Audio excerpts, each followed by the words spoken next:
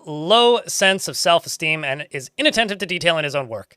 He can get caught up in internal deliberation when action is necessary, and he is quick to form negative views about things. He's a friendly individual, and he prefers to present himself modestly. He does not go out of his way to help others, and he is quite comfortable with others that have a different appearance or culture. He doesn't seek out excitement, and he tends to assume that the worst of two outcomes will be the one that comes to pass. He does not easily fall in love, and rarely develops positive feelings, and can handle stress. When he's thinking, his body becomes very still, and he often tells pointless stories when he's nervous. He needs alcohol to get through the working day and likes working outdoors, but only grumbles mildly at bad weather.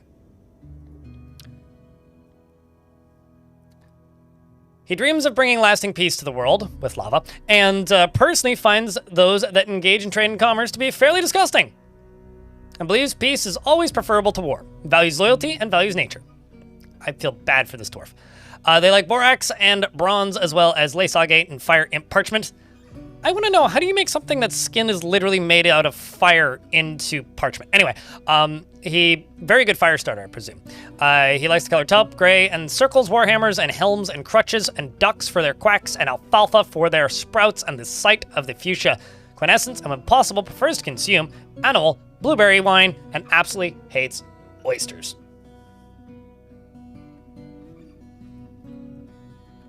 That's that dwarf. Welcome to the fort. You have a couple friends in the fort, but no family. Hey, Clino. How is you? Sorry for taking so long. I'm very easily distracted today, apparently. First unnamed dwarf goes to Lanix. Lanix. Not to be confused with Wanix. Lanix is wrapped up in her own appearance and abilities and other personal vanities. She accepts favors without developing a sense of obligation, preferring to act as the current situation demands.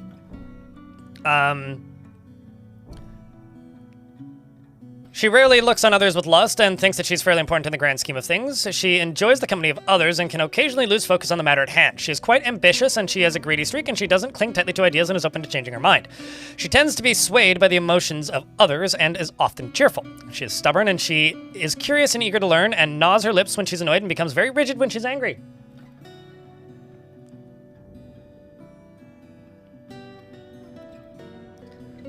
Person respects power and values sacrifice and does not care about fairness and does not care about fairness and doesn't think one way or another about leisure time and dreams of crafting a masterwork someday. She likes cinnabar as well as silver and onyx opal and limewood, the color mauve, and 8-sided prisms, gauntlets, tables, and donkeys. As he removes his socks. And donkeys for their stubbornness, and when possible prefers to consume great white shark and sewer brew, and absolutely hates bats. Monty Gore, thanks for the 26th month. As a reminder to everybody, this channel is completely crowdfunded, so I exist and get to do this in the format that I do because people funded this channel, and I just wanted to say thank you, especially to those of you who have hats next to your name, who are keeping this channel funded 1 month at a time. I appreciate you greatly. To those of you on the YouTube chat, the thing that I would like to ask is don't forget to leave a like on the stream. It does help. And for people around Twitch, or anybody with a Twitch account, if you happen to have a Prime sub, do think about me, because that is largely what keeps this channel funded here, is subscriptions. So appreciate you, Montycore. Hello, Ire Stupid. How are you today? What are we ing about, Ocelot? Is there a vanilla world gen item that would increase/decrease the animal people spawn? I have zero clue. I think like they're all just populated and it's like up to luck based on whether or not they join factions. Because they're usually there. They're just in untamed wilds areas. I guess increasing the savagery would probably increase their appearance, but would also make it harder for factions to live long term. So may decrease their playability. But if you're talking about like wanting them around, then upping savagery would work, but also not work. I don't know. I've never tried to go for that specific thing because I don't care about animal people. And Zagora, thank you very much for the Prime sub. So it was freezing cold this morning. Like it was like 4 degrees Celsius outside, which is really cold for where I live. And now it's like, looking at my thermometer that it has a port that goes outside, it's now like almost 14 degrees. It's like kind of warm in here. I'm gonna go put on a short sleeve shirt. Give me a second. I'm like sweating. So I'm just gonna zoom out and leave the game unpaused.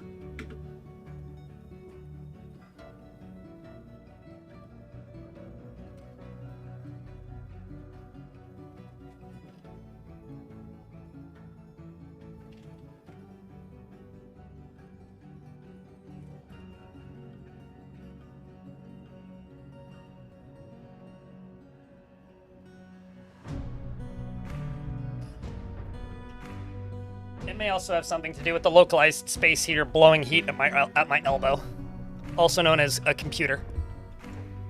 Winter is coming. Yeah, that's true. It certainly feels like winter outside. It's very crisp. But Zingor, thank you very much for the brand new Prime sub. Appreciate you, mate. Helping me afford my expensive coffee addiction. How's it, Fortin? Ah, it's Fortin. Fortin to Hills. We're starting to get there, actually, I would say.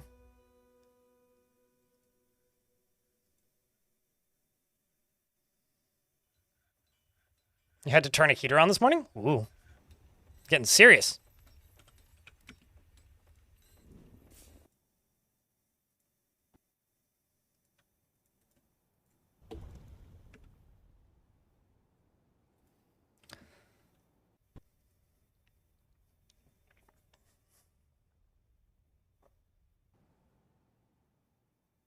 Your AC needs a break. I decided to not get air conditioning because for those of you who are new-ish around this channel, I moved last year. Or rather, at the beginning of this year, because I'm very fortunate and bought an apartment. And I moved from mainland Vancouver, suburbs of mainland Vancouver, Canada, to Vancouver Island in Victoria, BC. And living here, it's kind of funny because everyone's like, oh my god, it rains so much here. And I'm just like, it hasn't rained in like a week and a half. What are you talking about? Like, because over on the mainland, it would like start raining and then like a month and a half later, it might stop. Like, you'd have breaks in it, but the clouds wouldn't go away and it would just drizzle like nonstop for like months on end. Here, it kind of doesn't do that. It'll like rain for an hour in the morning and then be sunny for the rest of the day, which is lovely. And I don't consider that rain. So like technically it rained today, but it's like, I don't know, blue skies and clear. But it's also like cooler in the summer and warmer in the winter, which is the other reason I moved here. So like in the winter last year, the coldest it got when I lived here which was from February onward, was -1 Celsius. Thumbs up. And over the summer, the hottest it got was 29 Celsius, which like it got warm 1 or 2 days here, but I just put a fan on and put it like a foot from my elbow and it was fine.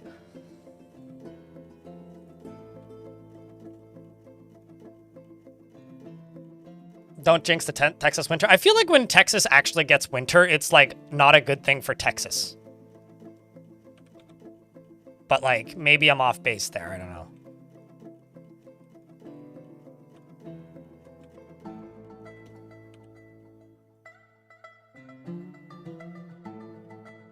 These poor dwarves. I am literally like neglecting these dwarves so badly that I'm impressed that the moods are as good as they are. Yeah, no, absolutely. I mean, it's like when Vancouver, Canada actually gets like heat waves, people die, glass half empty. Like when the last time Vancouver had a major heat wave, it went down to minus, or not minus. When last time Vancouver had a major heat wave, it was like the temperatures were peaking at like 40-something degrees Celsius. And kind of a lot of people died. There was a lot of stories going around of people sitting in the shower with their pets, so their pets didn't die.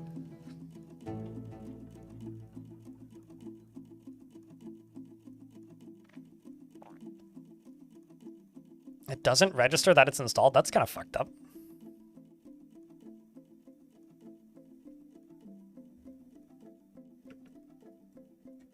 Actually, just gonna do it this way rather than doing this.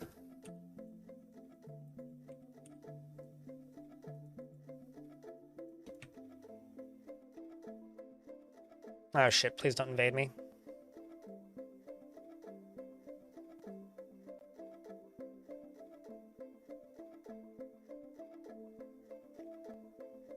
I mean, I will say that a lot of people have that idea, Toastcat.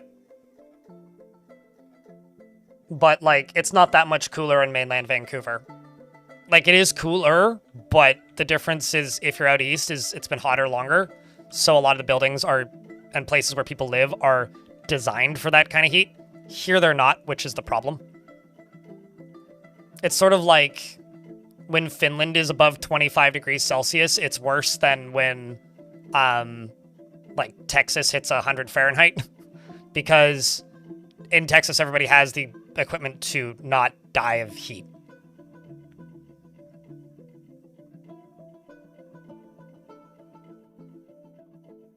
After being in... did you accidentally hit your companions, Raptor Baptor? Because if you accidentally attack your companions, that'll happen. I've had that happen when I've accidentally attacked my companions. But I don't know what else could cause that. Maybe there's some other edge case thing that's happening. But I've only ever had that happen if I attack my companions accidentally. It's during fast travel. Nope, never seen that. That's odd. It's probably a bug. I don't know. Maybe not.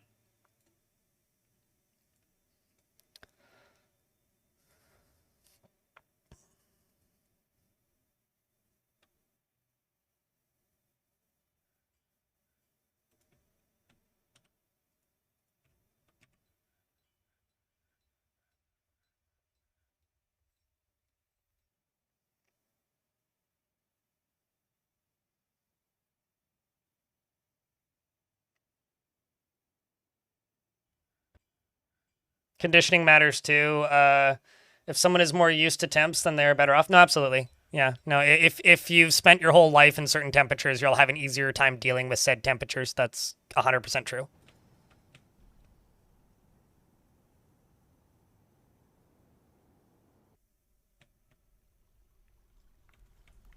No, I mean, I haven't played a huge amount of adventure mode in the last few years. I think I've played, like, maybe a dozen or so runs in the last year that were longer than, like, a singular stream. So it's entirely possible you've just run into something I've never seen. In fact, I would say that's likely. So I would, I don't know. Can you repeat it? Like, could you jump back to a save file and make it happen again? I don't know when you last saved, but I would report it to the bug forum if you can.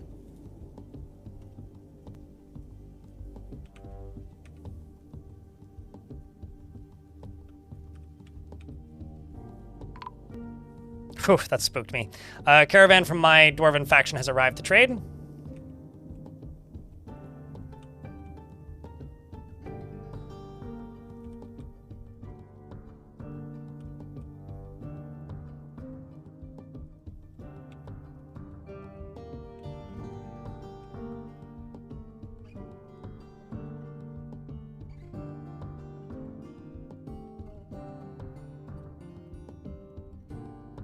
My god.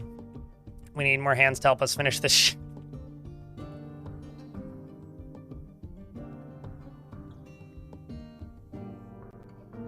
At my new take trade requests. They take trade requests if you have a noble in your fortress that is a mayor or above.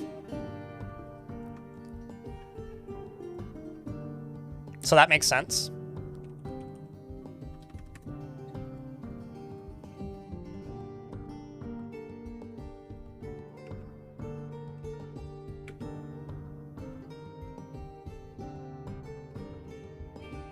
That no one has heard of before. Necromancers invade them for no reason, and we are walking distance from a Necromancer tower. We already got attacked by them once. Don't have nobles yet? Do you have a mayor? Idle villager? What's your population?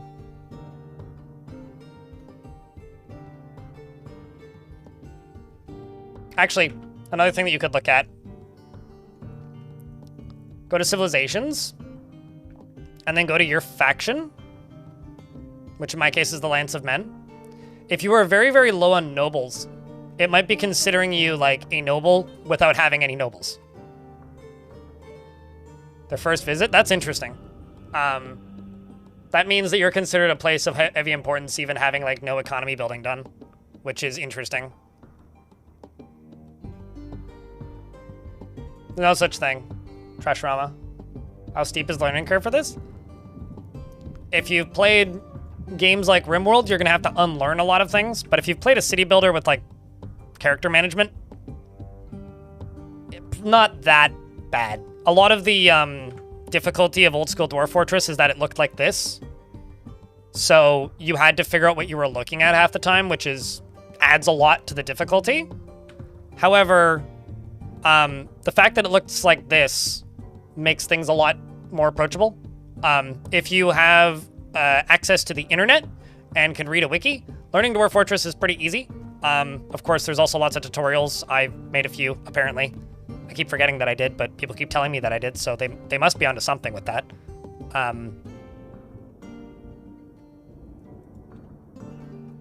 And so there's that. But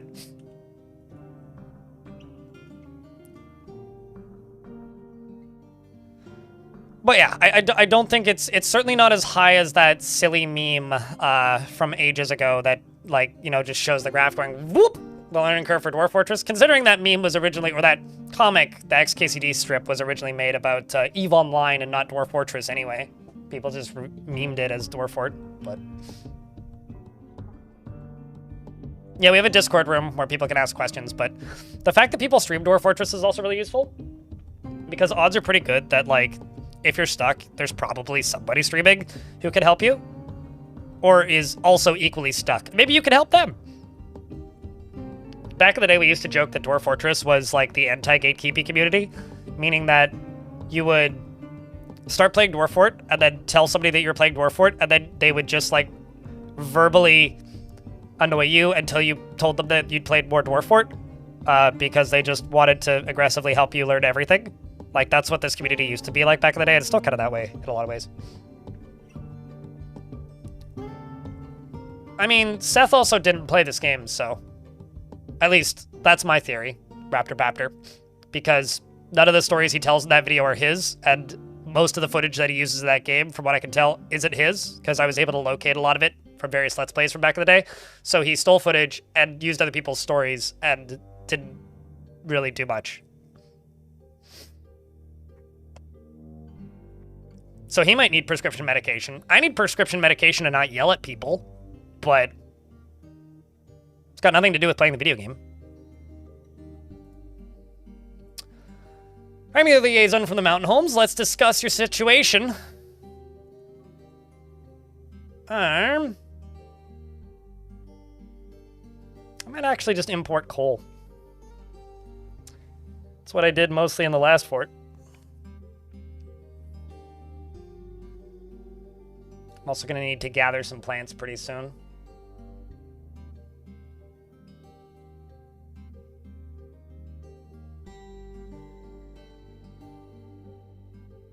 Stone. There's lignite. Yeah, right there.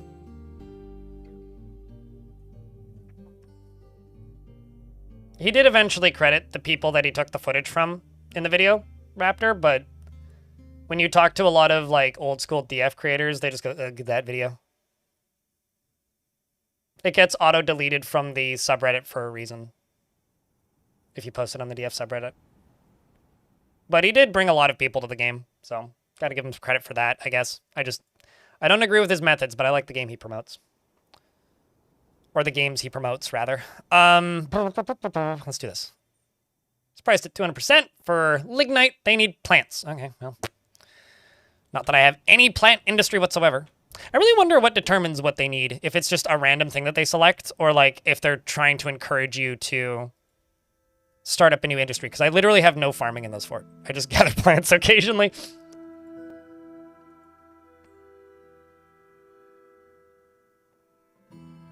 Word, Ice Blue.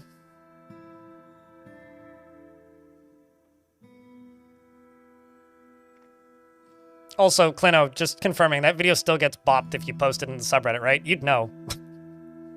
Not that I wouldn't, but, like, you would have more up-to-date information than I would even.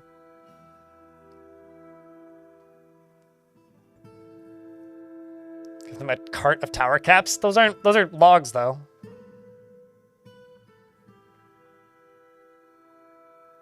Go to my YouTube channel and just type in swimming. Is there ways to teach your dwarves climbing? Not that I've figured out that's consistent, and I haven't tried in a very long time. YouTube chat. Although, I will say that, like, if you have enough water in your fort that you need to teach your dwarves swimming, I think you have bigger problems than the fact that your dwarves don't know how to swim. But, say la vie. Although, do look at the Moses machine if you want to see a fort that did a lot of swimming. That's one of my older videos, so it's way lower quality, but I made a video called the Moses machine, and we part the ocean. So you need meds to get through the working day, idle villagers? Idle villager?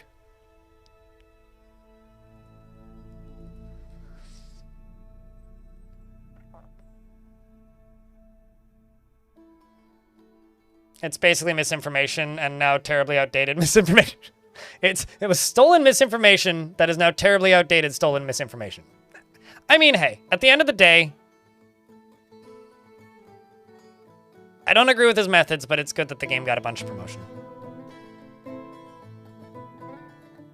Climbing is really weird, and I've seen dwarves just grasp and climb through walls for no discernible reason. There's always a reason. Just because the feeble human mind can't comprehend the great strategies of the dwarf, that doesn't make it not a discernible reason. It just means that our simple minds can't comprehend the great, glorious intelligence of the dwarf.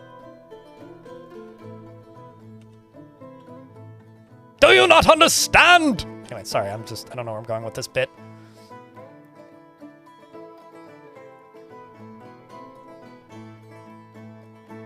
Yeah, I don't know. I don't know why you would want your dwarves to know climbing, personally. I feel like if your dwarves were really good at climbing, it would end with them pathing over your walls, and I feel like they would just run in and die really quickly. Like, I don't really see I see a positive for, like, adventure mode, for, like, traversal, but for, like, fort mode, maybe I'm being dumb, but I don't get why that would be a benefit to the player at all.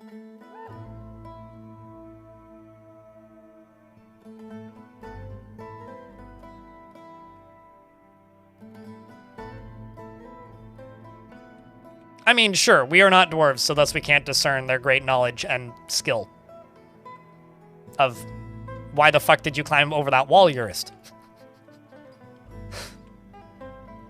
It's funnier when I say it like that.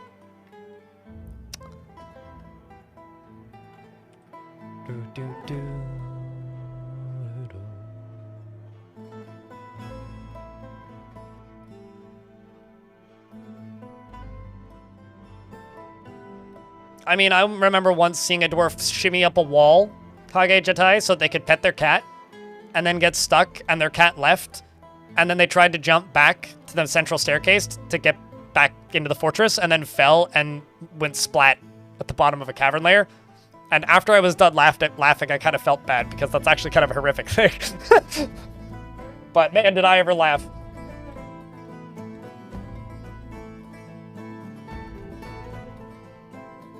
Yeah, squirrel teeth. I feel like dwarves would just become even more like cats than they already are, and instead of just sometimes getting stuck in trees, they would frequently get stuck in trees. And the reason it's so hard to get dwarves out of trees is dwarves don't have a fire department, so grandma can't call them, which is very sad, really, if you think about it.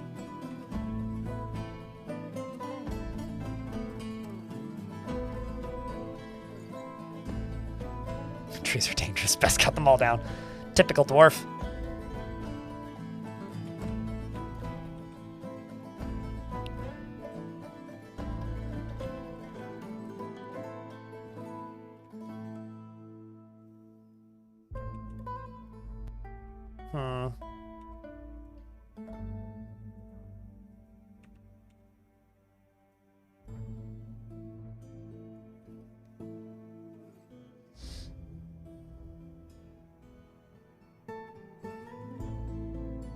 Well, if you settled in a savage biome, you did it to yourself. We're about to get hit by an ad, so I will pause the game when the ads are running.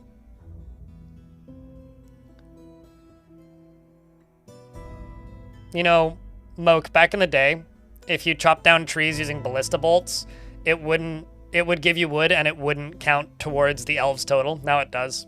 And I don't think it gives you wood now. You stole a design from a subreddit in an enclosed museum that uses a minecart to tour it so that they would be stuck in a 3x3 with a square well in the corner. Oh, I've seen that strat before, yeah. They would climb up through the well, and the other three by screen. So my question is, does that actually train climbing, Raptor Baptor? Because smoothed walls and smooth walls and unsmoothed walls in adventure mode don't train climbing. The only thing that trains climbing is constructed walls. So you would have to use boulder built walls for it to count. At least, I think. I mean, what I want, No Name, and this is me wish casting. This isn't a thing. This is me wish casting, nothing else. I desperately, desperately, desperately want the elves' ability when they invade you to animate the trees. So, because that would give you a really fun balance, you know? Like, if you preserve the forests and the elves decide to invade you, you're fucked because they have trees. But if you cut all the forests, they'll invade you anyway. And then all of the trees are a threat. To me, that's fun, because that's a push-pull balance thing that I really like, in theory, but I don't know. I'm just wish casting. Necromancers for logs. I've thrown that around before, too. It's like, yeah, what if they could, like, animate logs? What if they worked like, what are they, Lost Souls in Doom, where they just fly towards you? It's like, Eurus slammed by logged in the head. It's like, that wouldn't even do much damage. It would just boing! Most likely, but it would stun them and knock them over and stuff. Which would be really funny.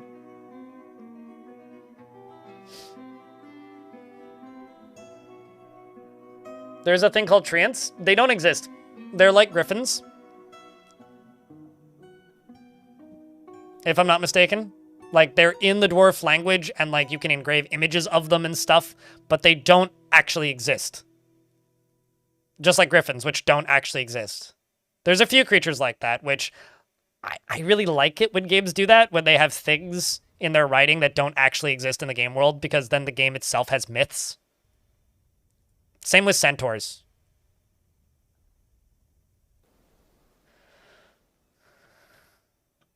I mean, that would be even cooler if you could, like, I don't know, maybe could be a myths and magic thing, like, gain the power of nature and fucking summon Ents yourself. Maybe you get, like wooden automatons or something. Like, there's so many directions they could go with that stuff.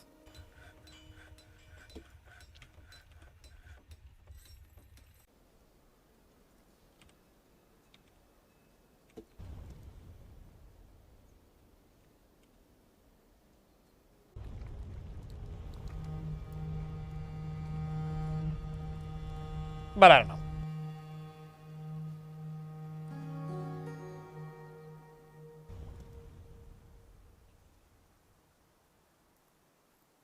Nuggies Mythical Beasts is one of your favorite mods. Did you mean to write tents? Because that doesn't seem to have much to do with beasts, but I think I've seen that one, actually. Or rather, I've seen people playing with it on streams.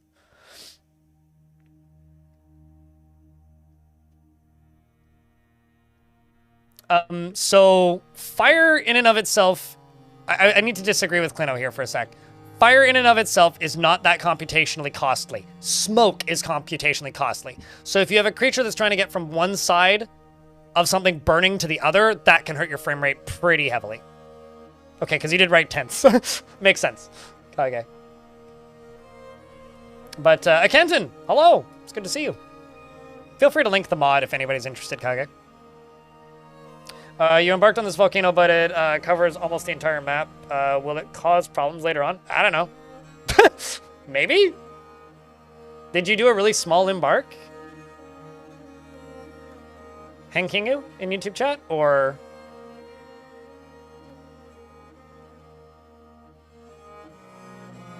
It only annoys dwarves, though. It doesn't kill them.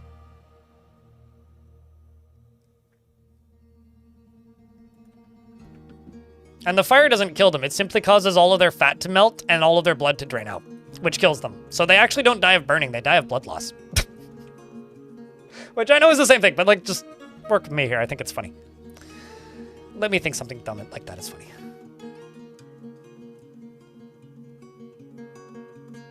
Three by three? Yeah, I don't know. I mean, maybe if magma crabs come out of it.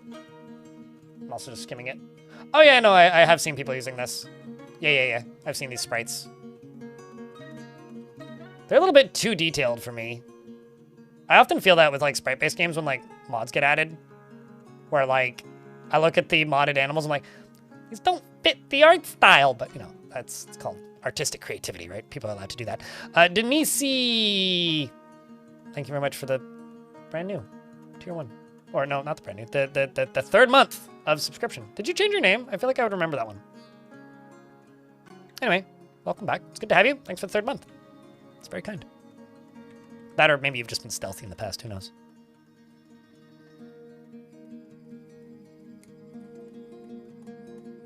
It's not the fall that kills you, it's the sun stop. One of my favorite, like, physics nonsense things about Dwarf Fort is that fall damage isn't calculated by how far you fell or the speed that you were falling, but what you landed on. So, like, jump off of, like, the 40th story of, like, a huge structure in Dwarf Fortress. Probably fine. Land on platinum, dead. A no-beard dwarf. Toast cat.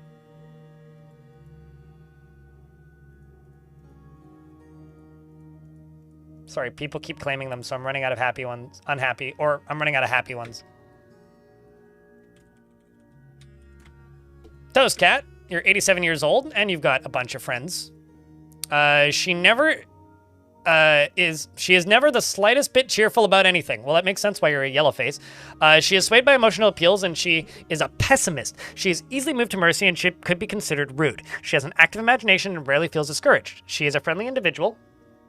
And also, chat, it only takes 1 bit to get number 3 on the leaderboard. You can get your name on the leaderboard for 1 bit. Anyway, she is very humble and prefers to present herself modestly. She tends to share her own experiences and thoughts with others and finds obligations confining, though she is conflicted by this for more than one reason. She has a tendency towards forming deep emotional bonds with others and isn't particularly curious about the world. She occasionally overindulges and needs alcohol to get through the working day.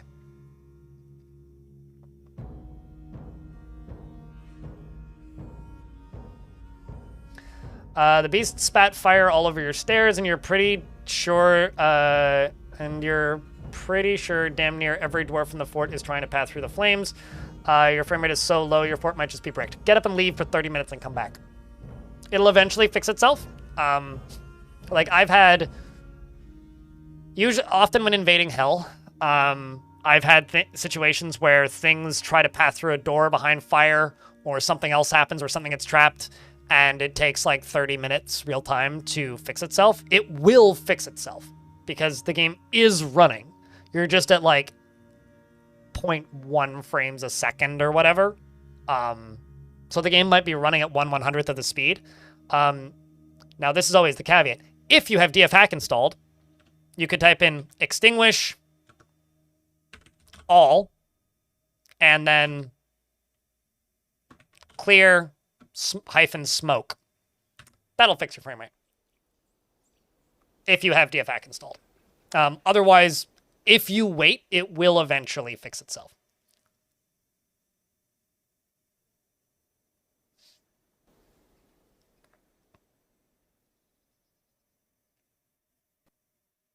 So it would be a lot of work in considering new graphics and have a lot of new stuff. You're not sure how some things would be adapted.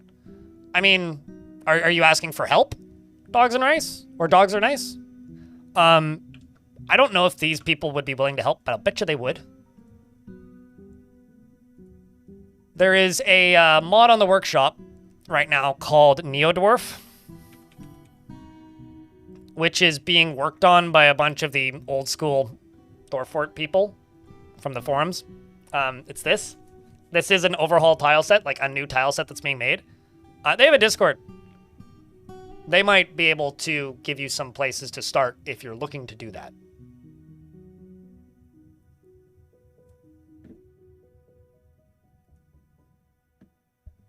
Here's a link to that mod for those of you interested.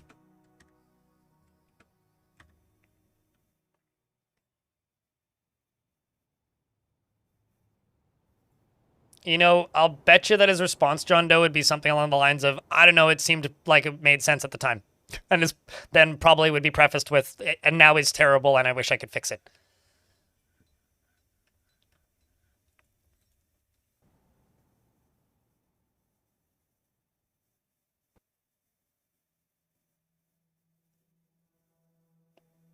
Yeah, you get used to it after a while. Butch cats.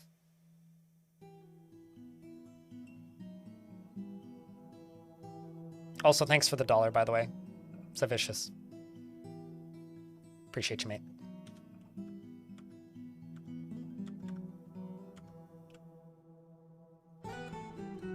And huge thank you, by the way, to the 270 people here on Twitch and the 180 on YouTube. It's been nice to have bigger crowds since the update.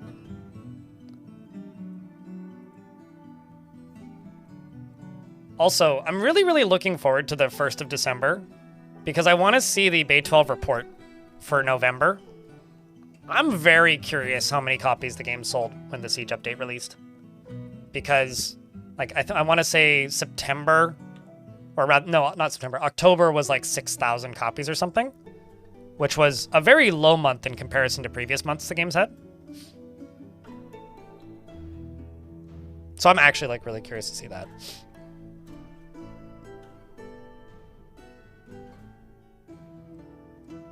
Also, Syndicate in YouTube chat, I think that lead is useful for a lot of things, like furniture, as an example. Stuff that you place and then never move is my favorite usage for lead.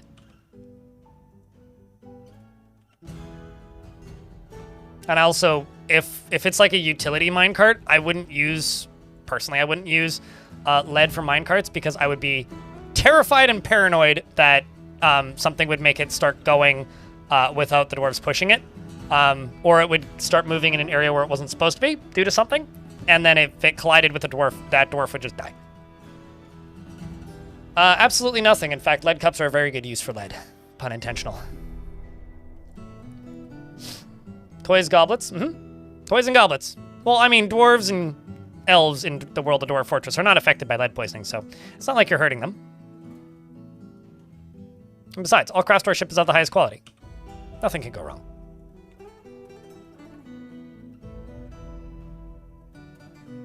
Did I not? Wow, I didn't. Oh, no, I did.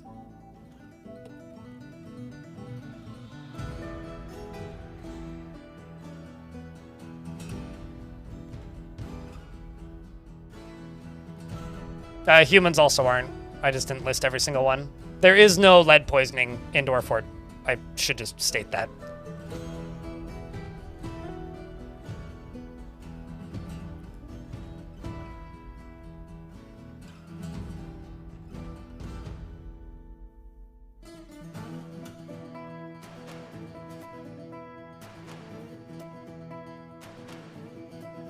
You often use lead for vertical bars, says Clim Hazard. That's a good use for it. I also use them for statues a lot. No mineral poisons, thankfully, yet. That's my addition to your statement, Clino. I will also say that lead jewelry is really funny. A couple of years ago, I had a fort, and I saw a dwarf moving really slowly, and I was like, oh no, they must be injured or something, because they were lying down and moving really slowly.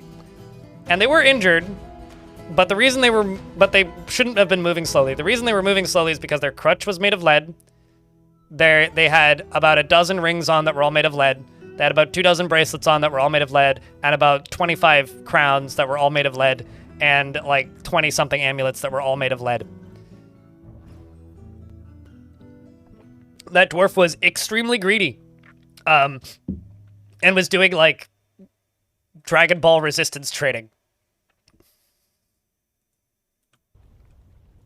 Trust me, that dwarf was ripped.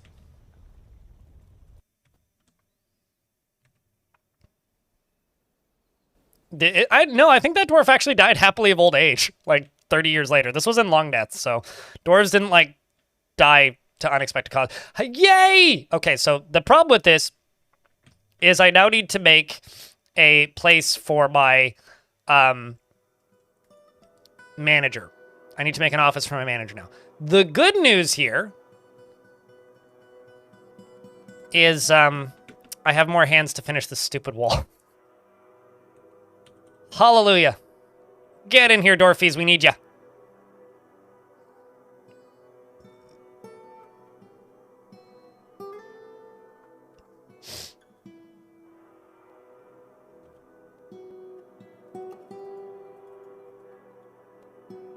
And a temple to the hateful communion has been demanded by the religious of the dwarves. Well, I shall build your hateful temple when you finish building my exclusionary wall. Are we the baddies?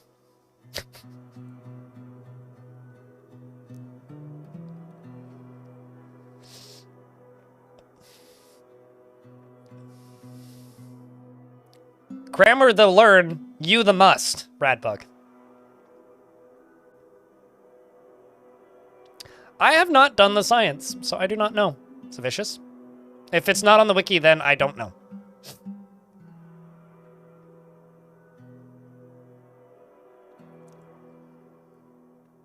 But I should probably figure that out at some point so I can put it in my Siege tutorial. Okay, well then stop gaslighting your brain into thinking that it can't understand it and just learn it. Hazilla.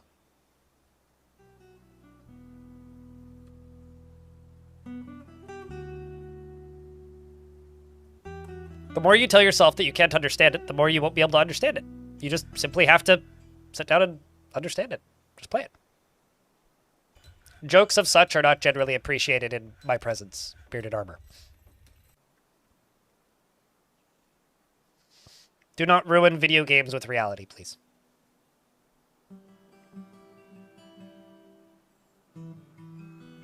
Oh, most certainly, Alan. Considering these dwarves don't even have bedrooms yet, I think they've earned a nice temple. With Yoda on Star Trek? Oh my gosh. Words and speak you do.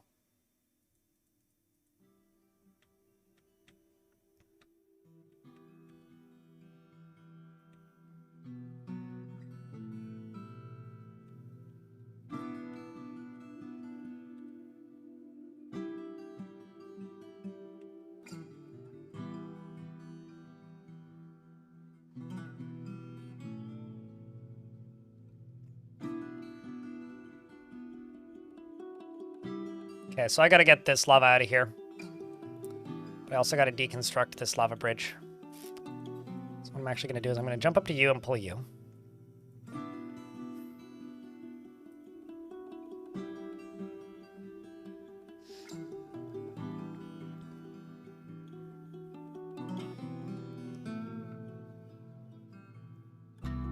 Because I want to rebuild this. I don't like the current setup.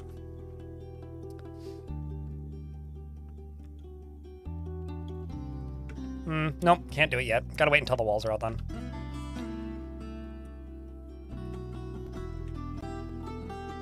All the way along here, this bottom bit, and this chunk. We're almost there. Almost there.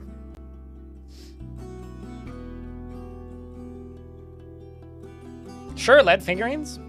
Old school D&D player, just like pretending lead pewter. I won't thank you, please. Well, cheers, dude. No, the Hateful Temple has nothing to do with this evil biome. The temple is called the Hateful Temple because the god that they're worshiping is the god of charity, torture, sacrifice, and generosity, and is represented by a male dwarf. And one of the religions that is formed around that dwarf is called the Hateful Communion. So it's the existence of that god that is causing that naming to happen.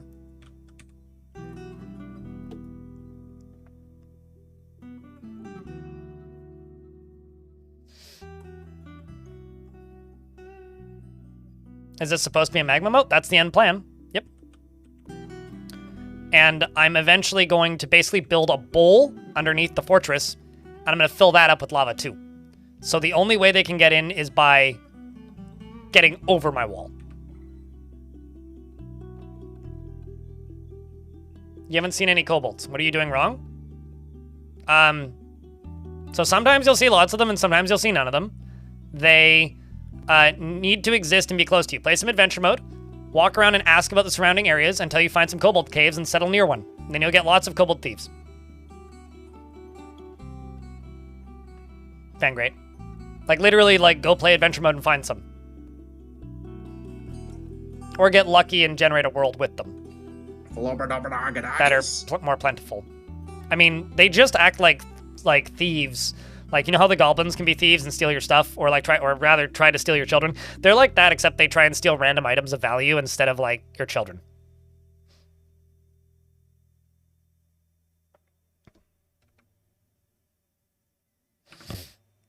Sorry, my nose is being a bitch. Hold up.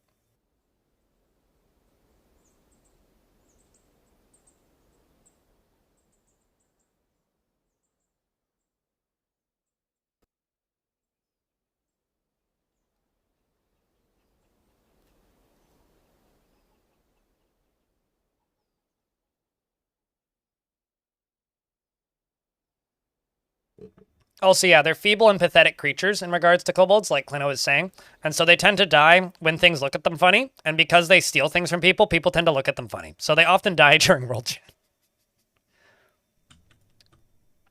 All right, so. Do this. They still slaughtered everyone. Well, at least you got to witness the glorious end. Time to either reclaim the fortress and have another glorious fort, or, start a new fortress and avenge the martyrs of the old fort. You know what? Actually, I don't want you doing this one. I'm gonna wait until this drawbridge is closed. Okay, so now that you're closed, I'm gonna go here. Do this. The army of bears was going so well, too. There's nothing wrong with going back to a save file, Tubby. But, you do you. Apparently, some birds spooked a trade caravan for me. What can I do with all their stuff they left? I don't see the option to pick up stuff from the depot now that the traders are gone. All that stuff is yours, so it will eventually get moved into stockpiles. If you deconstruct and reconstruct the depot, you'll see exactly what's there. You don't have to remove it from the depot. Just deconstruct and reconstruct the depot, and, like, it'll just get moved into stockpiles periodically. It may also take a little while, but it'll happen eventually.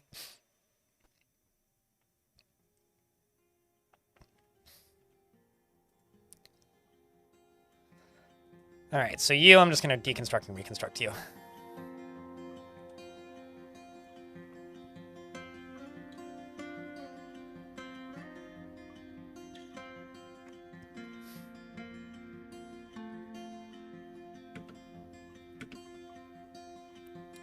Oh, I need to make a office. Or rather, I can actually just go down here and do this.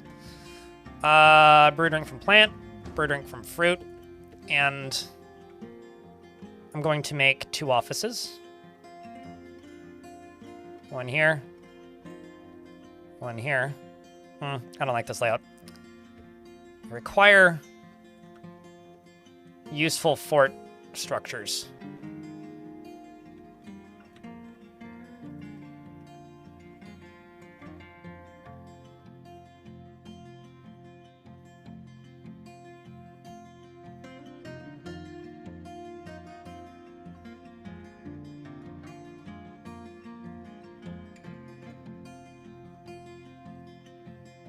Manager's office, manager's bedroom, mayor's stuff when mayor arrives.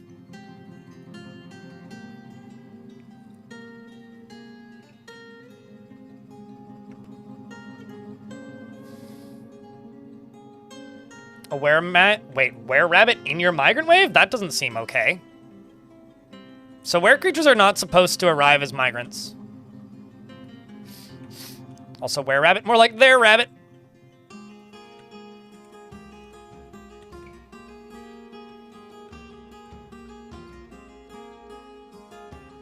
Did I not deconstruct you? You suck. You're welcome. You liked it. You enjoyed it. You know it.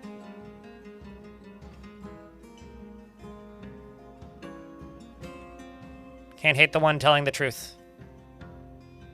I mean, you can, but...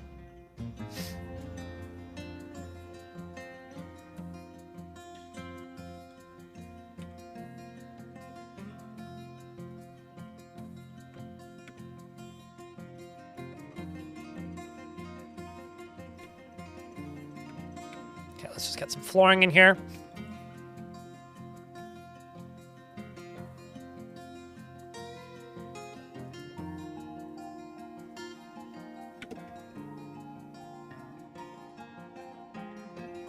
Necromancers can still show up as migrants as far as I know, unless something's been changed. Although Necromancers showing up as migrants is a little bit different in my opinion. I don't think they should frequently show up as migrants, but actually on paper don't really have much issue with them arriving as migrants. As long as they're not like, you know, actively destroying the game, I don't think it's a problem that things migrate to your fort. Not that I like it or want them to do that, but I'd rather set them on fire.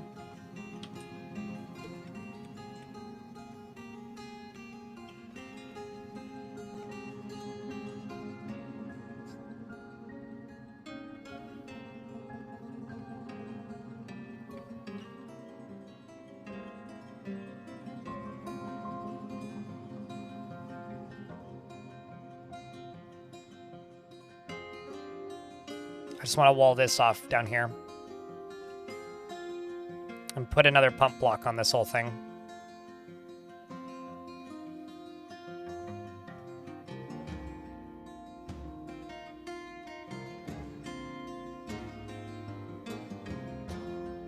Is there a reason merchants would just stay near the edge of your map when leaving? They just won't leave? Do you have hack running? Hekios? Because there's a command to fix it, which is fix stuck merchants. Otherwise, deconstruct and reconstruct your trade depot is the vanilla thing. But if that doesn't work, then try fix stuck merchants. They're probably trying, because the merchants have to lead their animals off map. And if the merchant is still alive, the animal can't leave the map unless the merchant can lead them off map. And if the merchant is alive and can't access the animal, then they get stuck in limbo.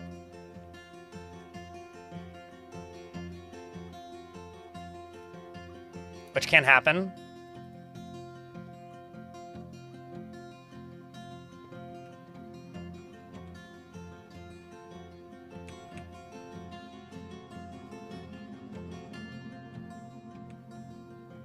What if I put that temple, like, up in here?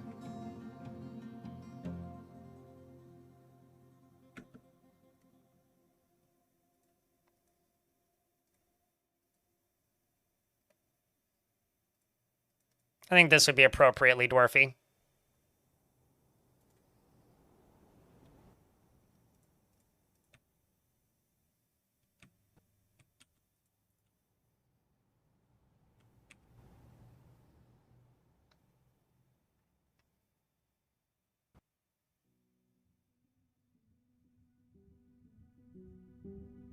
If you want to see the world gen settings I used, you could watch the beginning of the first VOD, which I think went up this morning of this fort.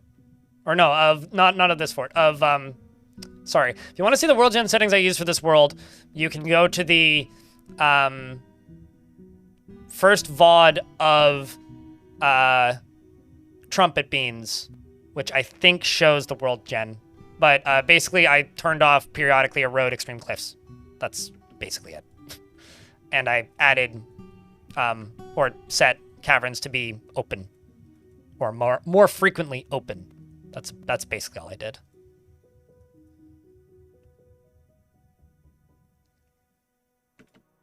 I think those tools are ugly, but I use them periodically when people beg me to. Vivid? I don't get the appeal, is what I would say.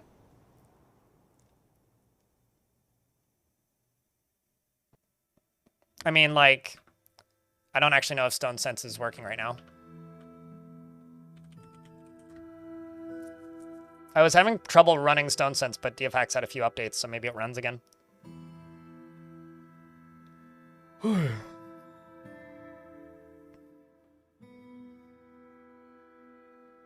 Yeah, it's just straight up wasn't launching for me recently. It was just giving me an error. Oops. Yep, Stone Sense launches.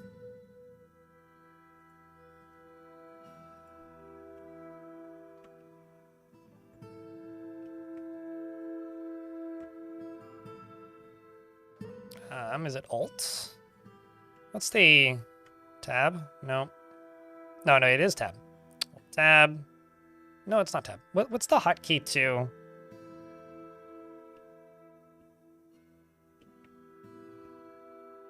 expand the number of layers that you can see at a time. I swear that there was a hotkey for that, but...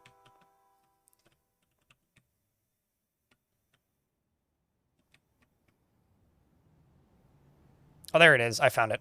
Let's hold control.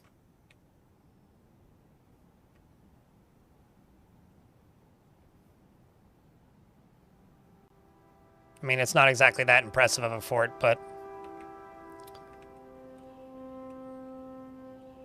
That's the walls right now. Work in progress. I was trying control scroll, but it didn't seem to be working initially, but it turns out it just wasn't tabbed in properly, so... We're in an ad break. You guys can look at this while we're in the ad break.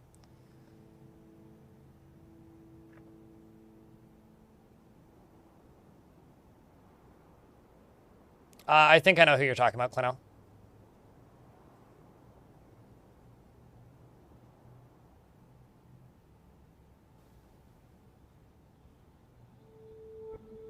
But no, it was like the last few versions was like breaking for me. Thanks, Dominoc.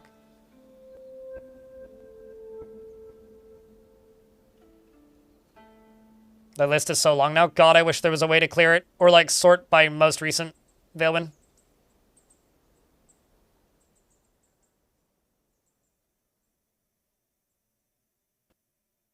What do you mean a unique take? That I think they're ugly? I don't think, I mean...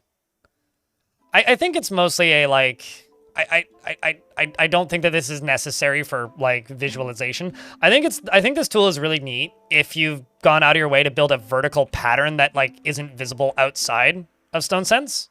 I think in those cases, it's really neat. I personally don't need it to imagine my forts. So... Every now and again, like, it does make things look neat, but a lot of the time I think it's just kind of ugly. But that's more of a, like, my forts are ugly, less of a... Or makes me feel like my forts are ugly. Even like, this bugs me now, right? Now that I've seen this. Even if they're not actually ugly, it makes me feel like they're ugly. I do like the animations they've added to those. Those look nice. The new animal sprites.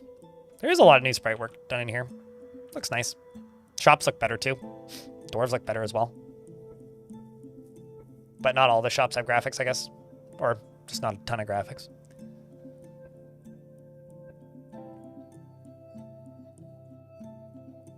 My VODs are on my VOD YouTube channel. I think exclamation point VODs works, but it's just youtube.com/blindextras, Mr. Death. They're not only on Twitch because they disappear after like 2 weeks on Twitch. Because I've got limited storage capacity on Twitch. I will say be very cautious if you're using that tool, which is StoneSense and DFHack, because it does, at least in my case, often cause the game to crash. It's like maybe 2 out of 5 times, in my experience, the game has crashed.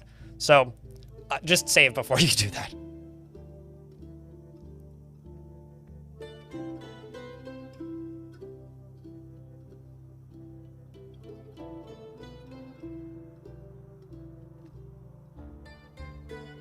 I mean, I always like to remind people, because Morphing Jar says that StoneSense used to be amazing in the YouTube chat.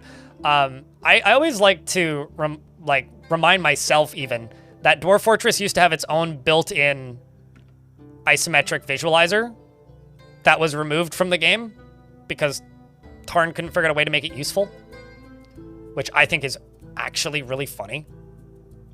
I don't even remember what version it was that had it, but...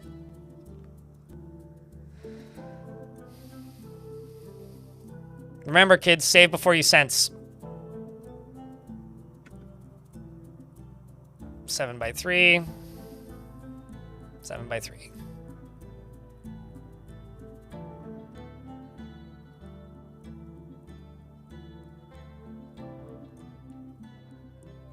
Because of the way I'm building this, I could totally make this into a defensive tower, like put stuff on the roof of it. Actually, I'm going to erase this real quick and also make some stairs going up.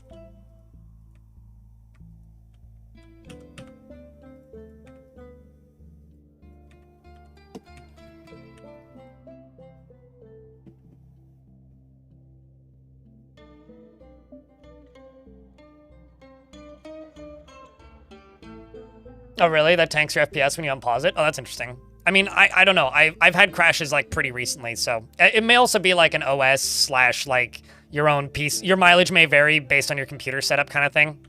Like, I don't know necessarily all the eccentricities of it, but like I've had mixed results when it comes to frame rate, or not just frame rate. I've had mixed results when it comes to like stability while running it. So I would just say, like, rule of thumb is if you're ever gonna load a visualizer, just save first. You know, just be safe. It may be old school paranoia to a degree on my case, but because like a lot of the old issues back in the day for Dwarf Fortress were caused by DFHack. Like things that, you know, would never cause your game to crash. If you had DFHack running, the game would crash, stuff like that. Like, it's actually kind of funny when you look at a lot of the old criticisms of this game from back in the day. It had this reputation of being a super unstable, crashy mess. And this might just be my anecdotal evidence, but from my perspective, the game was always pretty stable. And I'm pretty sure that the majority of those reports were coming from people using Text Will Be Text, which was a plugin for DFHack, which was quite popular at the time, which basically gave you the multi-level viewing that you see in the Steam version right now. And because of that, that plugin being unstable, I think like that absolutely helped the kind of assumptions that Dwarf Fortress was very unstable back in those days. Because, like, you know, if everybody's trying to use this one plugin and that plugin has consistent known crashes, then everybody just feels like the game is crashy.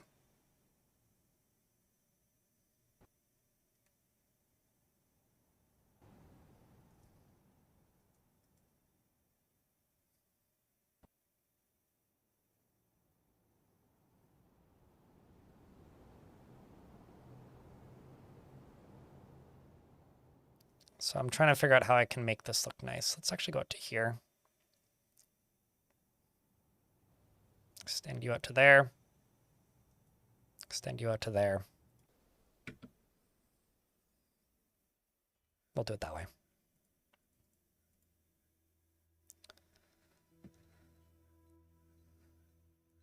Alf, happiest dwarf with beard.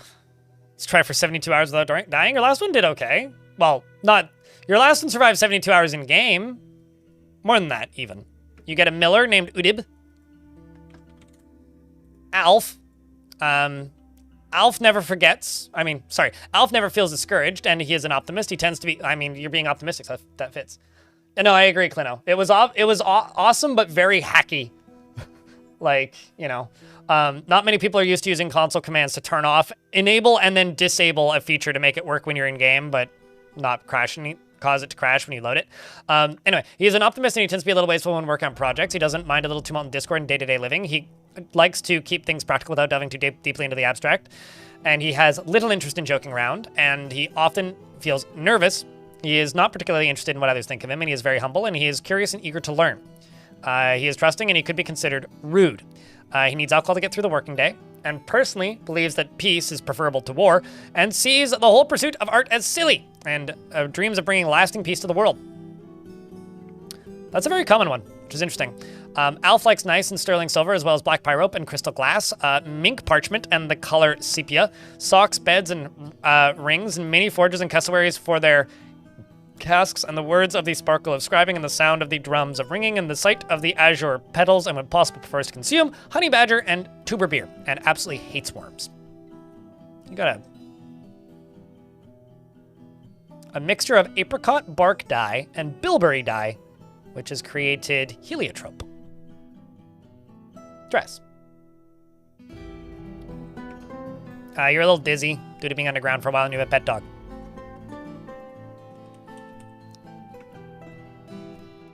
I will approve this so that they start working on it. Let me actually just make this into a dining hall, primarily. All right, let's see how the drainage is going down here. Pretty good.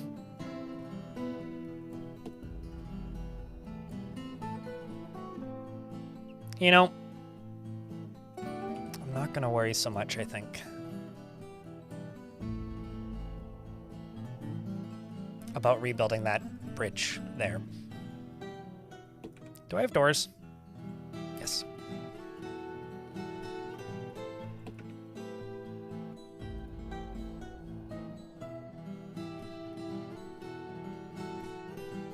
How do people try to pronounce it, Alf?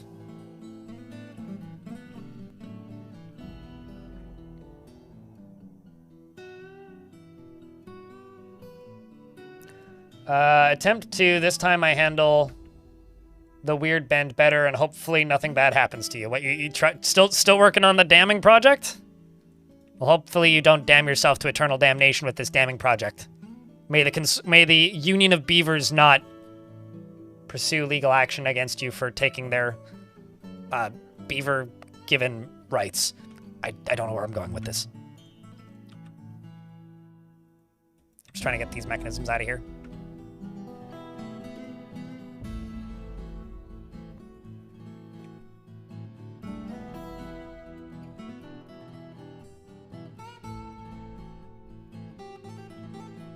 Foul G, thank you very much for the 28th month. Welcome back. Alf G or Elf? I mean, if it was EH, I would refer to you as a Canadian elf. Elf? Elf? Elf? Yeah, I don't know how to say that. Foul G, thanks for the 28th month. Welcome back, mate. Thanks for helping continue keep this channel funded. Invasive giant beavers that fell your forests. I mean, I keep telling Tarn that I want the goblins to show up and maliciously clear cut your forests to incite wars against the elves.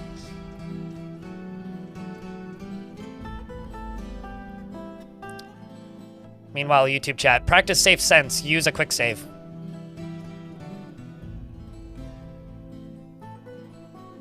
Or don't. I mean, hey, I'm not your parent.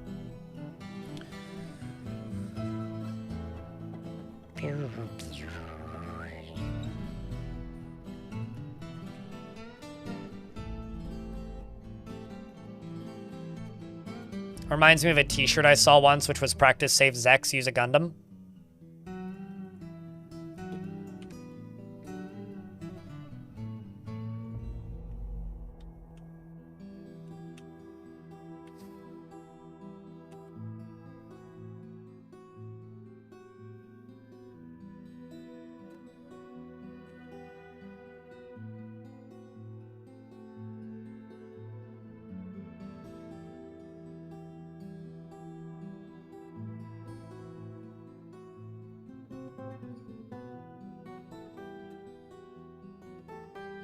Legally distinct from the workshop, Games Workshop? Wait, what do they call them in Games Workshop?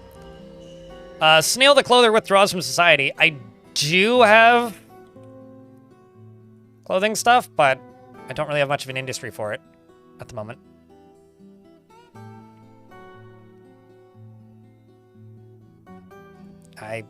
Yeah.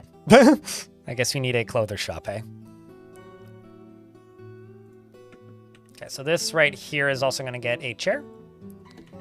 And I'm going to assign an office to this.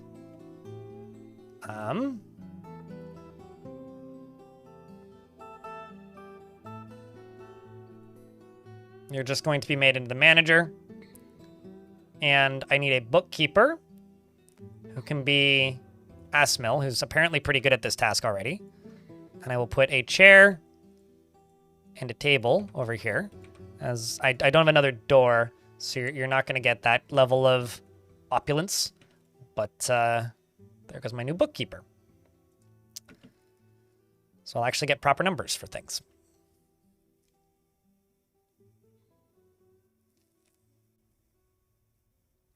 Figure would come watch the current day. That was back when ram drivers could get stuck underground while traversing with and moving rams around, which I think is really funny, personally. Not the greatest for gameplay, but it's funny. Okay, let's open this up.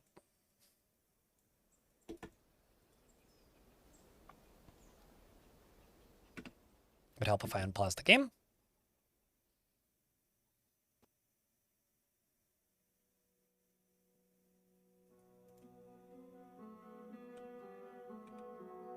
Oh shit, I'm using the wrong material. I feel like a big dum-dum.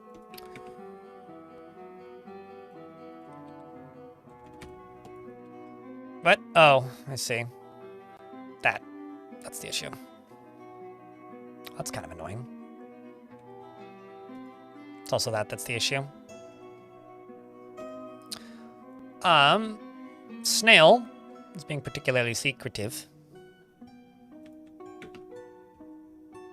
If you genuinely believe that dwarves will go berserk just from being rained on, your information is pretty outdated. Because that's not really something you should be concerned about, Raptor Baptor. Like, olden days, sure. That has not been a going concern for a long time. So, you shouldn't be surprised because it's not surprising, I guess.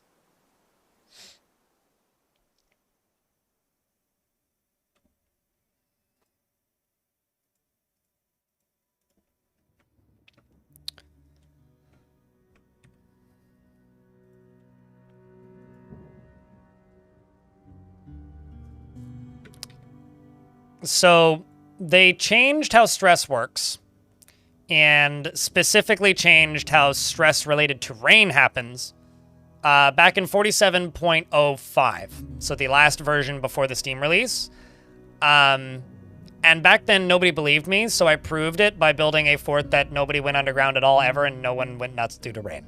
Is it a negative thought? Yes, but it's no worse than being annoyed at the lack of chairs or lonely. And look at my moods.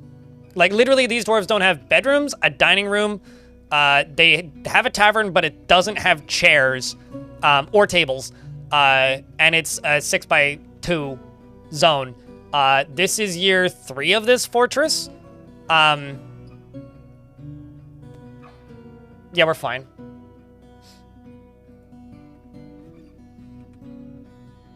Games Workshop. Well, yeah, I know about that. That Games Workshop was suing everyone for everything. They're Games Workshop. What do you expect?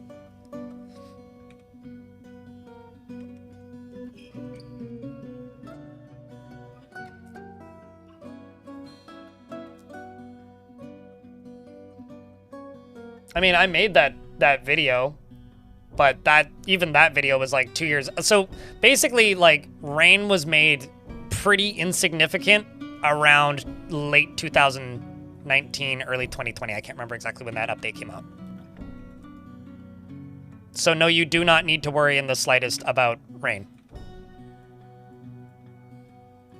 Just putting these levers here to get these mechanisms out of here.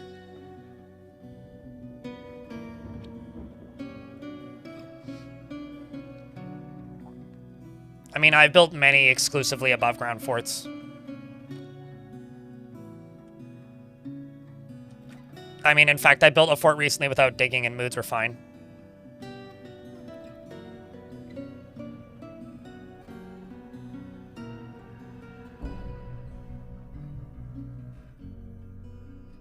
Ever since Ghost Candy, so this is from YouTube chat, Hikumu, they say, ever since Ghost Candy really showed me just how bad a fort can be and still be manageable. For reference, in Ghost Candy, that's a video that I made called I Let Ghosts Destroy My Fortress, where I had 90 plus dwarves as angry as they can get. I had multiple ghosts that were just randomly nuking dwarves out of existence for walking into certain parts of the fortress. I had minecarts that were actively like hostile and dangerous to the dwarves' existence, and largely that fort was running. Like, it certainly stuff was canceling and it was a bit tedious, but like there was dozens of dwarves tantruming. We got several fell moods. I never like dealt with a criminal, so there was dozens of dwarves getting like beaten up and tantruming and punching each other constantly. It was a thing. But I kind of had to intentionally kill the fort because we were still able to dig too deeply and greedily. So, you know, like it's I think the dwarves are significantly more tolerable than people give them credit for. Including his murderer. Yes! Yes, I did. Gigmoth, thank you very much for the 21st month, by the way, with Prime. Welcome back. Remember, like, Dwarf Fortress is almost more fun if you let things go wrong. If you let things deteriorate and degrade and get worse. It often makes it better.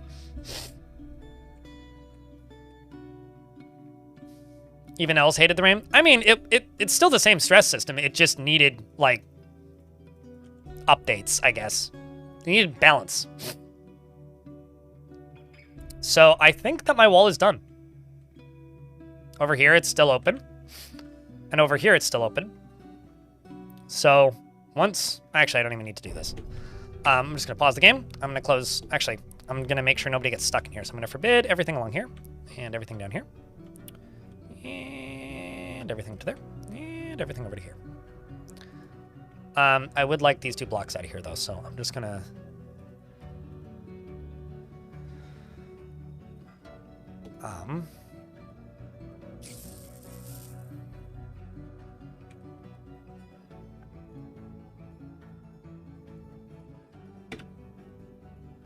Let's just get these 2 blocks dealt with. This one's just... No, fuck it.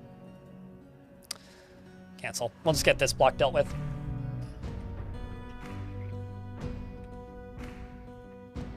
Let's deconstruct these. And then get ready to floor this up. Oh, actually, no, I don't need to floor this up because those walls are done. And then I can turn this sucker on. How's the fort going? We're about to turn on our lava well. So I'm just waiting for them to build this floor, which this dwarf's up to right now. And there's the floor done. So that's now the walls. I'm gonna go take a toilet break. And then we're gonna see how well this wall works. BRB, one moment.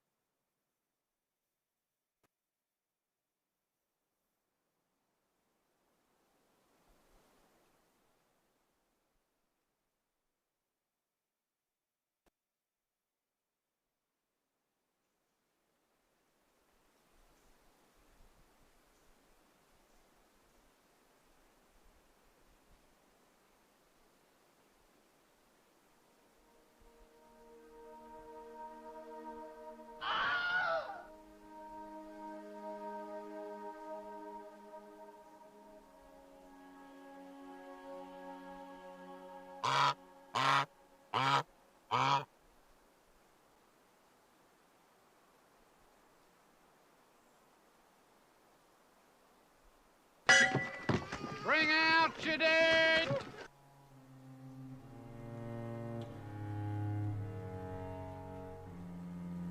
Gee, Earl Grey, hot. Over here, he has a sword! Cheese for everyone! All right. I need a sip of coffee.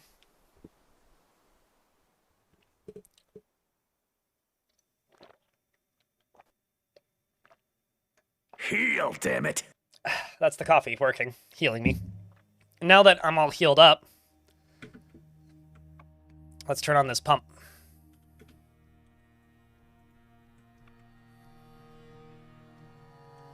Now the way I do this is by going all the way up to here.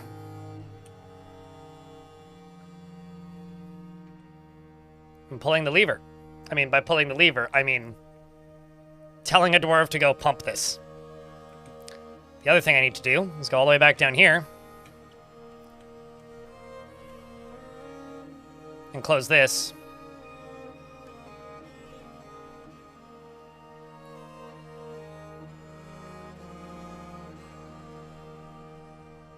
And close this.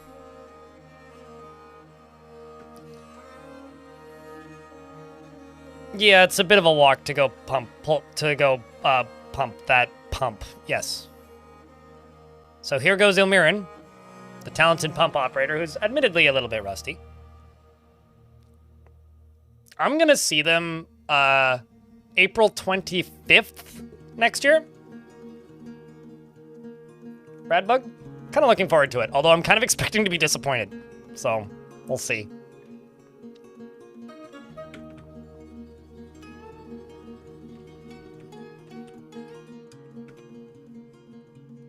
So far, so good.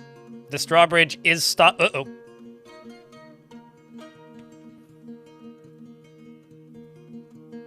Get inside, actually, dwarves.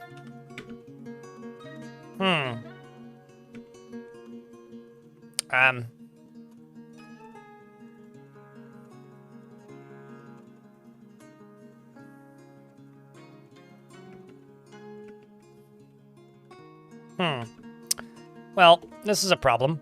I'm just gonna put a meeting zone out here. You're gonna burn to death, aren't you? Nope, nope. Okay, you're moving. I also need to put that meeting zone into the burrow. Can you? Okay, never mind. Well, I mean, it's not working entirely. I should probably turn off the pump, shouldn't I? It's not quite as smooth as I wanted it to be, so let's turn this off. And go. What was your name, Dishmab? Yeah, about that. What was your name, Dishmab? Oh well. Here's not supposed to be burning, but pump is a little bit enthusiastic. So what happened? I mean, it pumped, it filled too quickly and it bubbled over, and is now setting stuff on fire. Which means I also need to turn this off so that my livestock doesn't burn. But I mean, hey, it is also filling, so I really just need a better filling location, probably over here somewhere. I should make an underground cistern. Operator was too good at their job. Overachiever, even. However, the good news is, I mean, it's working. Maybe a little bit too effectively.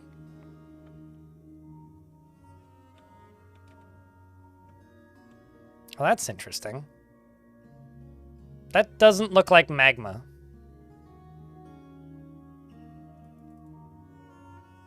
Is that, oh, I see, it's supposed to be a liquid rock. It's like a droplet. Okay. Interesting. Well,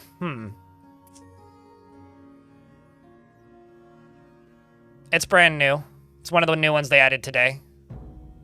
Bapter. It's one way to mow your lawn. It's a very Texan way to mow my lawn. I don't know why I associate flamethrowers and lawns with Texas, but for some reason I do. Let's just queue up a slab. I'm gonna need it for that dwarf. Let's check the strange mood. Okay, what do you need? Pictures of glass, stacked cloth. Okay, actually, let's turn the burrow back off. Okay, so you've got stacked cloth and do you have glass? Stacked cloth, glass. Okay, so you literally just need glass. Got it. Well, that's easy to do.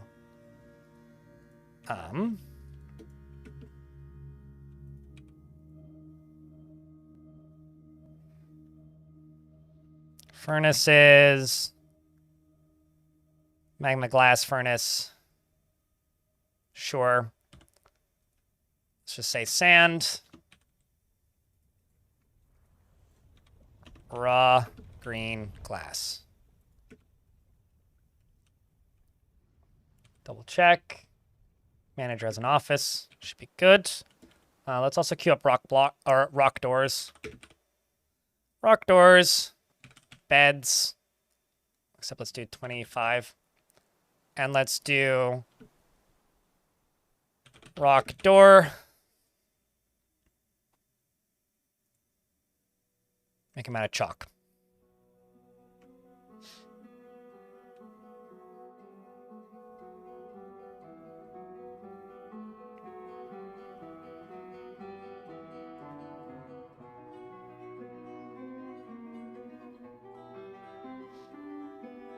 Little foliage is a reset as a treat. I mean, it's certainly fitting the scorched earth theme of this fort, I suppose. Or creating a bit of a scorched earth theme to this fort. Yeah, I think the actual plan here is to just build a little bit of a reservoir like right here and pump it from here into there. So why don't we build that? Why don't we build that? Because that's probably the wise way to do this. Although it is going to be kind of dangerous to actually build. But I will do what I can.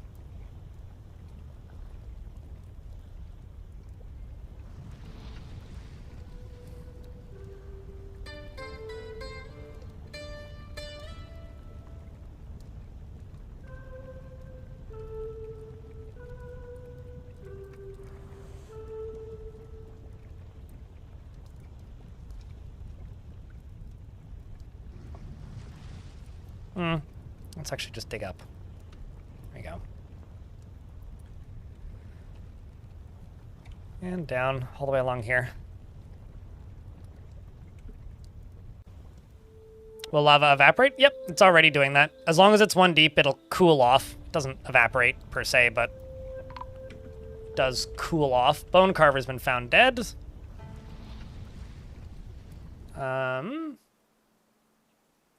Dishmab. First death of the fort. It's pretty good, really. Let's pause game. Every country where you can mow the lawn with a flamethrower mounted to a drone is a good one. I disagree with that wholeheartedly, JMaga, but you're allowed to have your opinion even if it's a bad one.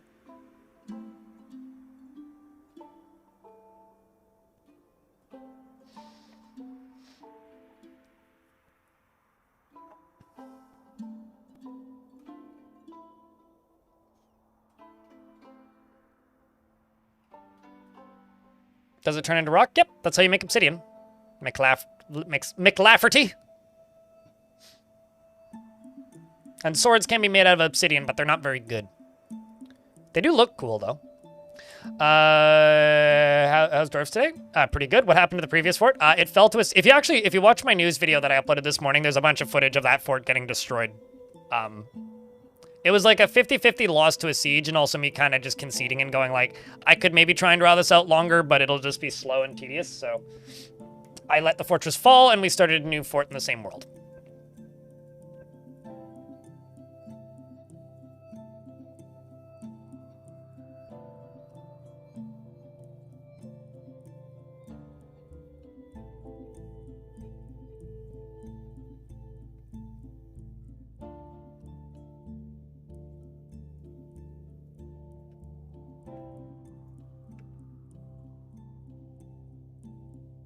But, morning, Zimodir.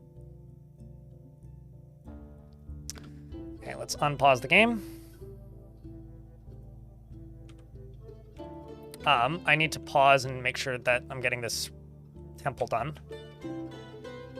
Okay, so because I agreed to build a temple for this area, it's currently going to be an open plan temple, which is probably a horrible idea, but I will pretty it up and wall it up as once we go.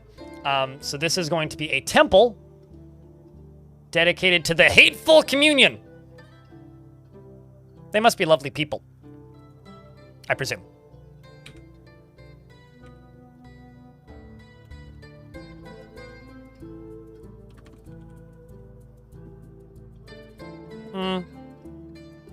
Let's use day sight for these walls. Seems like a good wall color.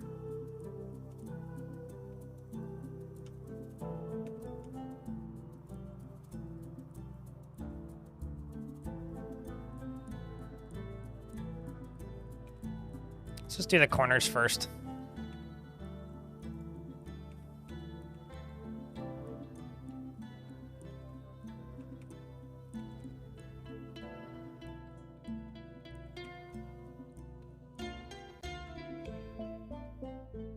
Actually, I know how I can do this.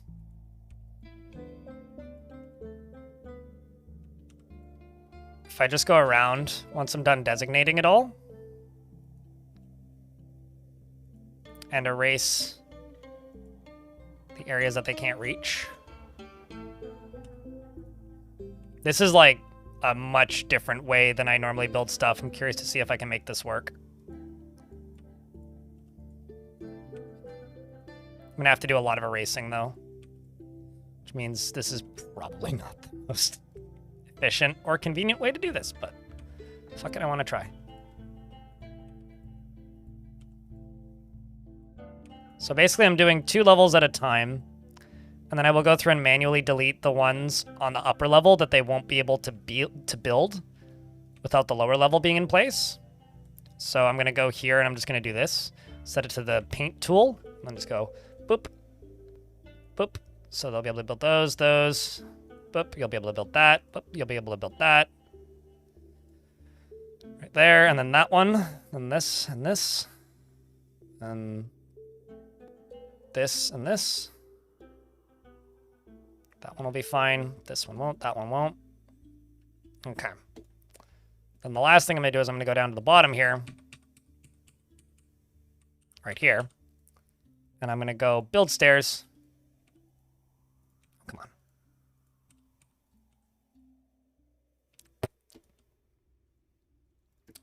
dig out one of the... Oh, I see what I'm doing wrong. I think. Yeah, they need a place to stand to construct it. You've claimed a clothes shop. Have we built this yet? No. Okay, so I need another clothes shop and I need some bags. Clother. Loom.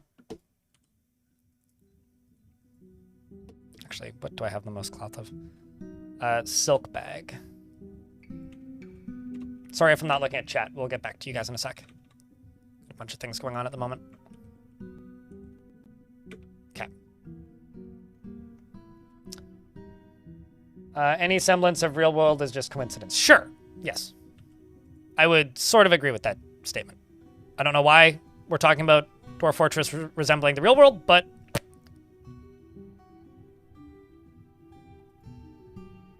We're also going to get rid of those bridges.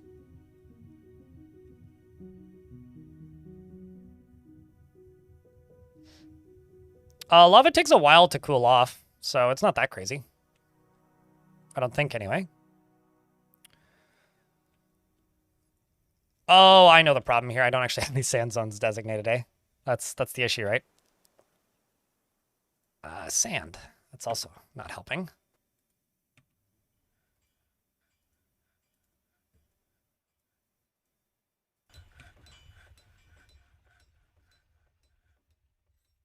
Can I name the drawbridge Jeff?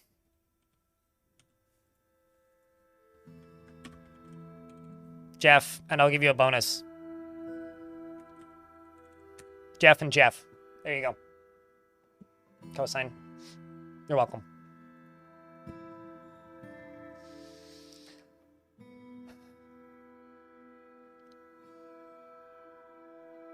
I often unearth untold horrors when I go digging into your backyard. Is that called your septic tank?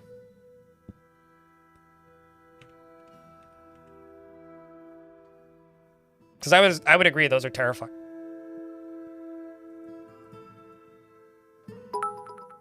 Later on. Thanks for 12 bucks. Appreciate you. Veteran cheered. X1200. Happy Twitch anniversary. Well, we are climbing towards it. Where are we actually at for the day? We're about $40 currently away from the daily minimum. Although higher than average Prime usage, so thank you very much for the money that you've already spent on Amazon.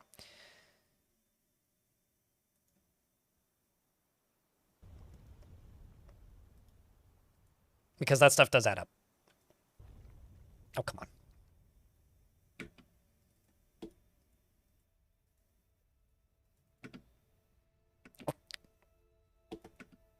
Grr.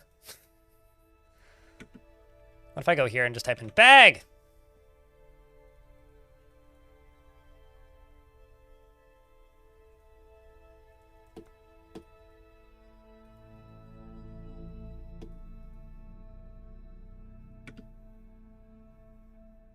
Grumble.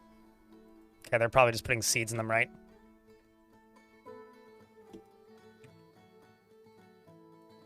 Okay, what if I... This is me just trying to speed this process up here. What if I do this? Unforbid you.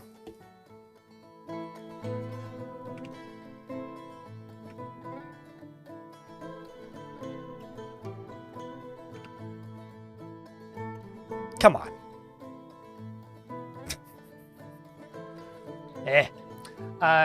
Deku Druid, thanks for the Prime subscription. Appreciate you. How do you try to fulfill your dwarves' dreams? By ignoring them and tell them to get cooler dreams. Jokes aside, dwarves get their dreams fulfilled over time, and that's just how you have to deal with them. You're never going to be able to satisfy every dwarf's dream, but this dwarf wants to learn something. I can make a guild hall, or I can make a library. That would solve it. As far as like masterwork someday, just running a fort, eventually that'll happen. It's one of those things where it's like, it just takes time. It's rarely something I super closely focus on, unless there's a particular dwarf that I'm really, really partial to, which is pretty rare, admittedly. It's not generally something I focus on. Because it's something that you will slowly progress and work on as time goes on.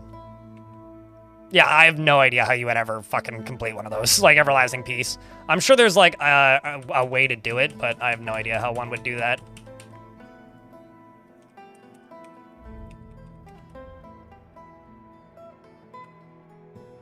Oh, I kind of screwed this up in a bunch of spots now that I'm looking at it.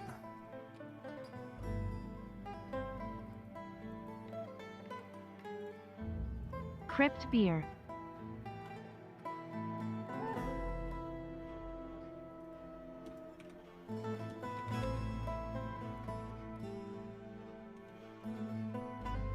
Slow progression.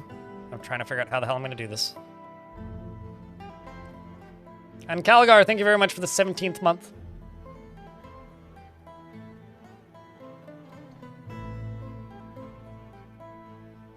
I have no idea what you're accusing me of, but it sounds like a crime, Radbug, so I deny it.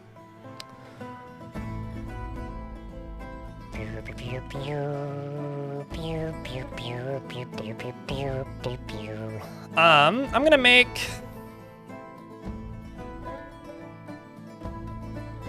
Alf into the holy sanctuary of the Hateful Communion. Congratulations on becoming the leader of the Hateful Communion.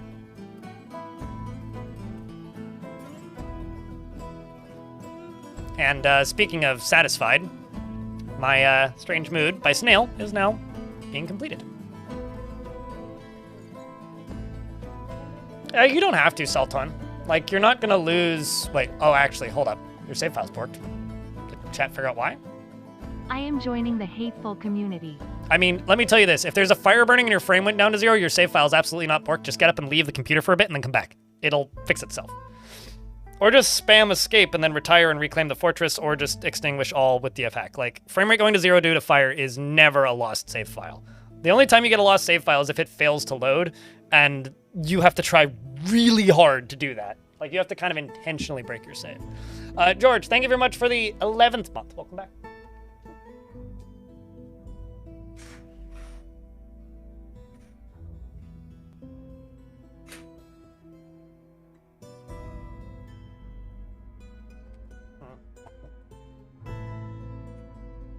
There's like a month of the year here where the sun is just like anti-green screen. It's like a green screen eviscerator. Good night. You have a good night, dude. It's only 3 o'clock here. You got lots of time.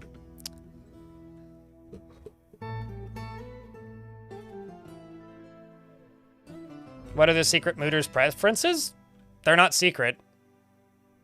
They've already got everything they need. They've begun their mysterious construction. They were stating what they wanted before they began their mysterious construction. Once they began it, they stopped saying what it was. Ah, well, you have a good night, man. Snooze is good.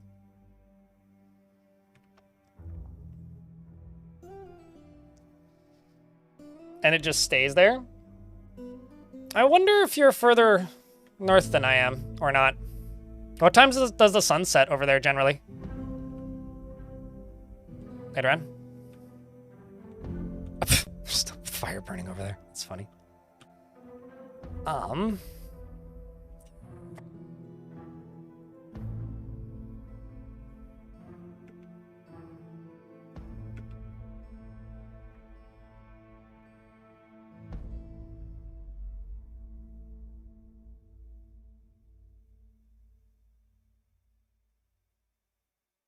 I mean, why are you typing with your forehead, Mito? Fingers better for typing than forehead.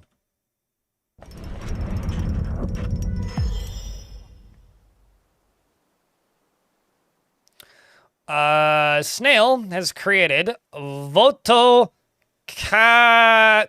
Carethish, a bulky alpaca wolf face veil, and offers it to the Song of Wind. I highly doubt that that'll have a sprite, but let's see. Nope, does not have a sprite.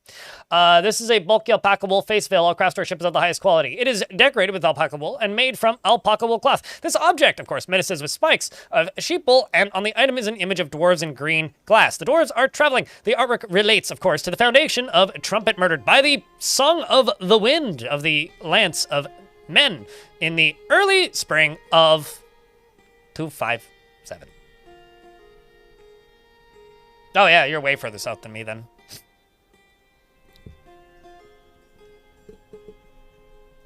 No, I was just curious as to what time of day the sun goes down, because sun is like down at 3 o'clock here.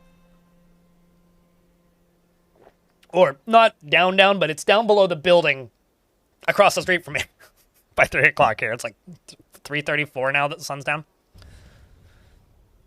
Twitch UI gets me sometimes. Cavernous Keep Beast. crushing it, boss. Crypt Rock. Thank you very much for that Prime subscription. Yeah, I get you on the Twitch UX. $2 in bits or one more subscription. Keep that hype train going. Regardless, though, thank you, chat. All right, let's see what I can do here.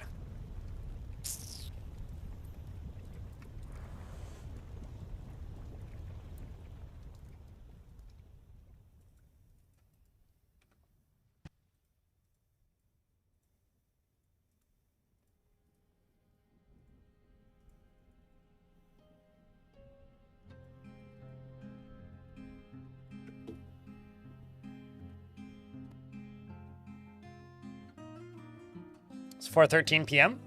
Yeah, it's not that much later. What am I currently working on? I'm working on a more reliable, less self-sacrifice method of filling my lava moat. That's what I'm doing. Wilmer, thanks for the $1. Appreciate you. Needs one more $1, though. Or Prime sub if you have one. Does the room get hotter? Yep.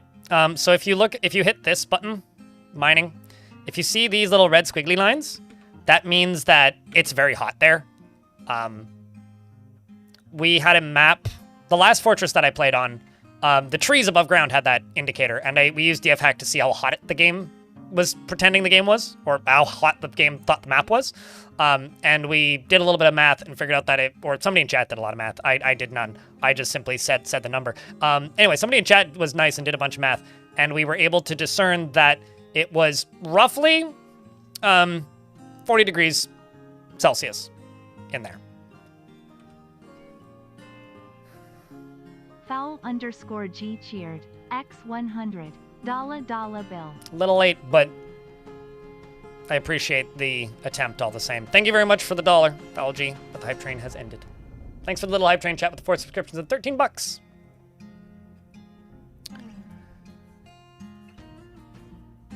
So I am going to need to wait for this to spread out and drain a little bit. Whoopsies. Just until it's like 1 deep.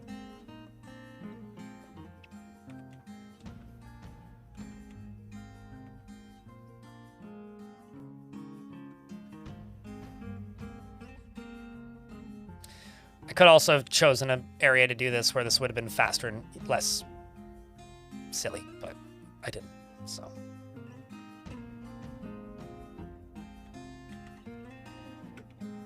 I have no idea where that is. Letterman? Or whatever that's worth. This is a very specific reference for some very specific people who have to listen to a very specific podcast, but the only time I hear that is when Drew Scanlon says it.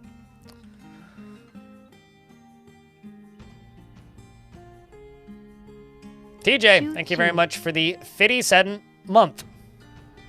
Appreciate you. Why don't you need a lava moat? I mean, I think in reality, your question as to why I need a lava moat is simply you compensating for the fact that you do not have a lava moat. So maybe you should acquire one and then ask me why I have one, because you'll figure out why you have one. It's a fun activity to do, and sieges are hard these days, and I'm trying to figure out if a lava moat's effective against them. That's why.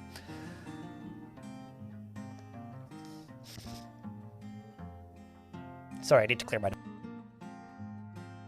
This is madness! Madness. This is Stoned Hobo. This is Hobo. This is Hobo. Yeet.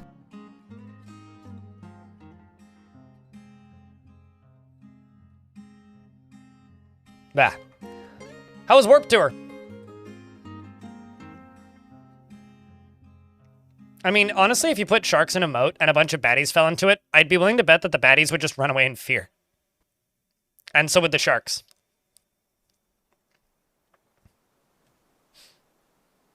Although the sharks might run away more than the bad guys would.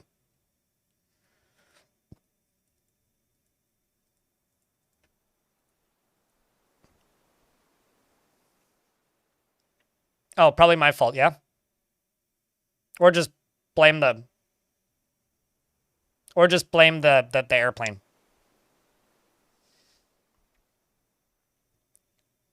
Not as many steps as Montreal, though. More or less steps in Vegas.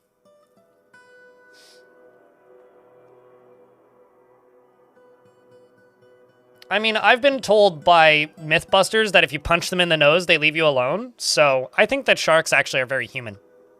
Because you punch me in the nose and I will leave you alone as well. And also curse at you for punching me in the nose.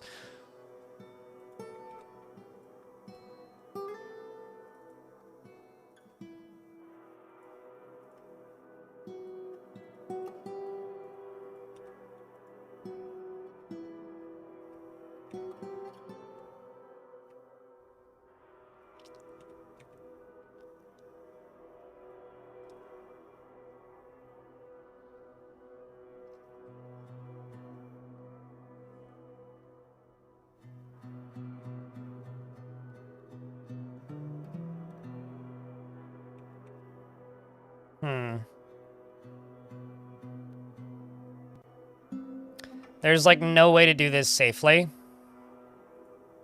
So I will do what I can. But there is like no way to do this safely. The way I want to do it, so.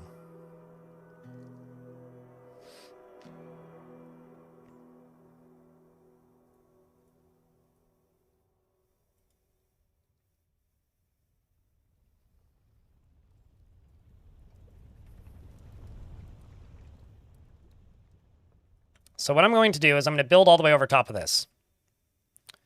I'm going to deconstruct, or actually, maybe not deconstruct, I'm going to channel down right here.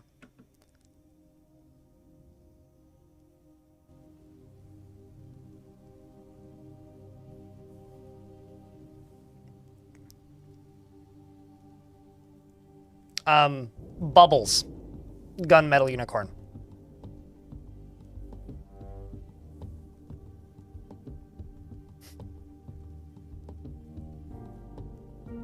YouTube chat's already mourning the loss of my dwarf that's gonna burn to death in this. I don't know. I will say what I always say, which is, have some faith in me, because I certainly don't. If anybody's got to be supportive and positive about my success chances, it should be chat, not me. I know how stupid this is.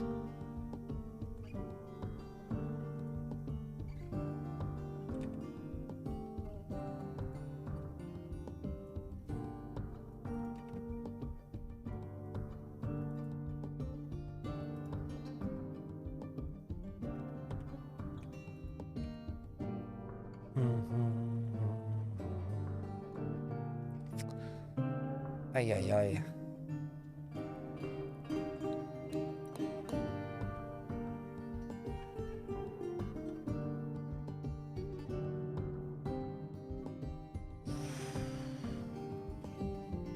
Okay, hold on. Let me see something.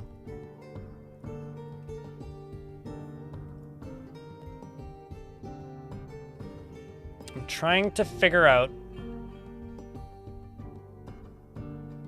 Okay, so the best way to do this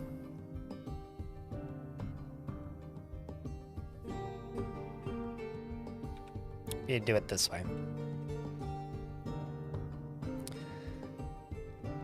I'm gonna get rid of this upper level.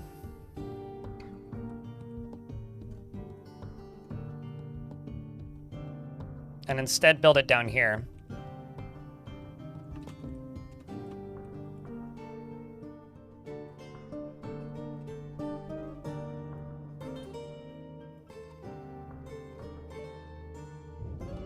Because I don't want it to eventually just overflow. So what I'm gonna do is I'm going to put basically flooring all the way along here, and then put a bridge over top of this, and turn this on and off with a bridge. Because I'm gonna go down into here.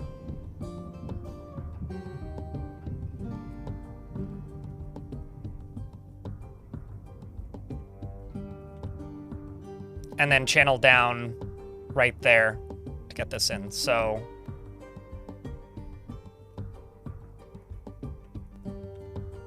And then channel down right there to get that in, and I'll put grates in. We can put wooden ones in so that they burn too.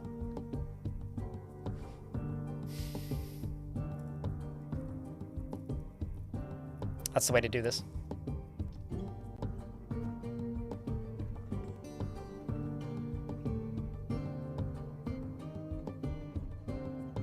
Typing in shark profanities, worrying as I click send, remembering the time I got auto-timed out somewhere for apparently managing a typo that was a slur in Chinese. I mean, I think we would all laugh. Like, I think we'd get the joke, but knowing who you are. But yeah, I could understand the concern there.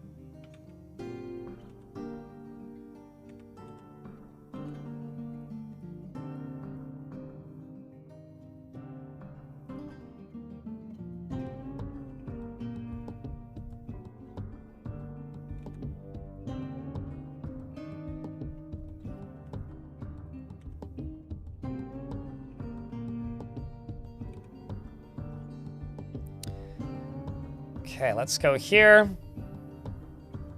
And go Gabriel.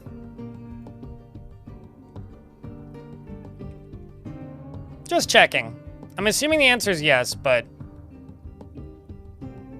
pumps can pump through where a bridge is, right? Right?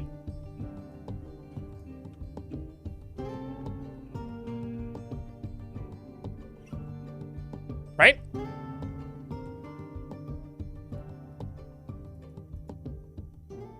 I'm just assuming that they can. One way to find out? Yeah, I guess so.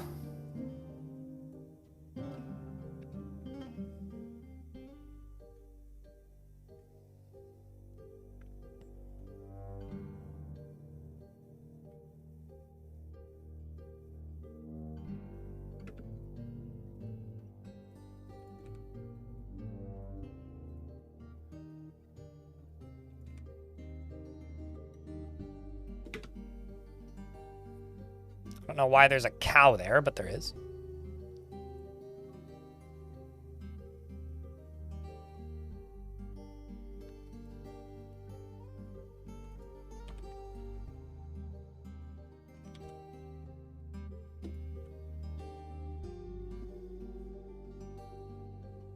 It's the one way to find out and it's not the wiki. I mean, sure. Oh, wait, are you saying that the one way to find out is to fuck around? Is that where you're going with that?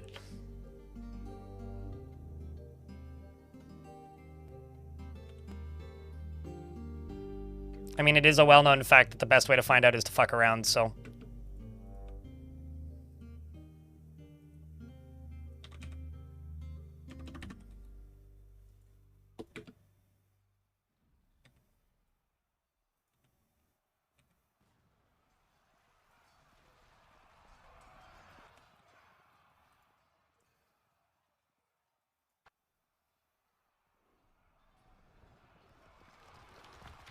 Gunmetal Unicorn is correct here. Yes.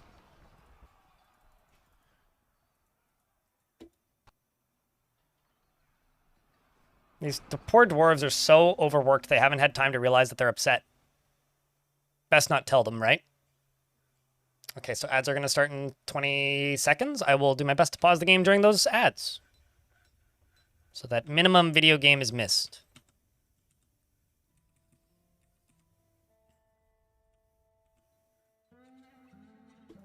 So this is a lava-safe bridge. These are all lava-safe pumps. I now just need... Oh, I don't have any more. I was like, I now just need one more mechanism. I don't have any more.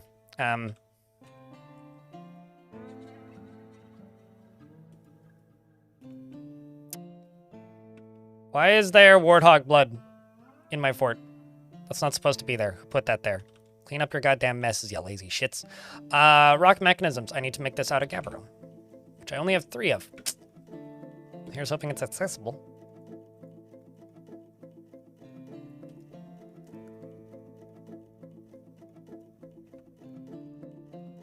Okay, well, that's getting done.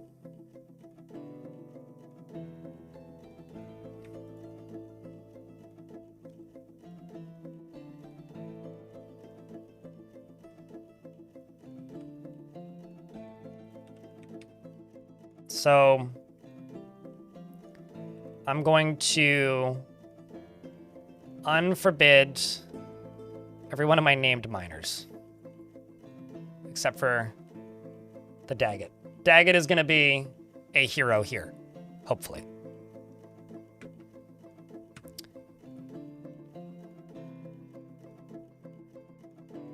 Oh, well, that's good that you know how to pump water now. You know, you win some, you lose some. You learn some. You can't win some without learning some and losing some. You know, honestly, if you kind of accept and treat dwarves similarly to lemmings, you'll have a lot more fun with this game. Like, be totally fine with losing some dwarves and having casualties here and there, and you will have a great time. It's like, genuinely, the true rule of thumb is just expect to have losses and power forwards, you know? Like, are you truly playing Dwarf Fortress if nobody dies? I mean, I set a dwarf on fire with my moat earlier today, and I know what I'm doing. I swear. Wilmar, thank you very much for chucking out another gift to Raptor Baptor. Raptor Baptor, enjoy the ad-free viewing and the emotes and stuff. Cheers, Wilmar. Chat, can I get a round of beers? Embrace failure. Experience new things.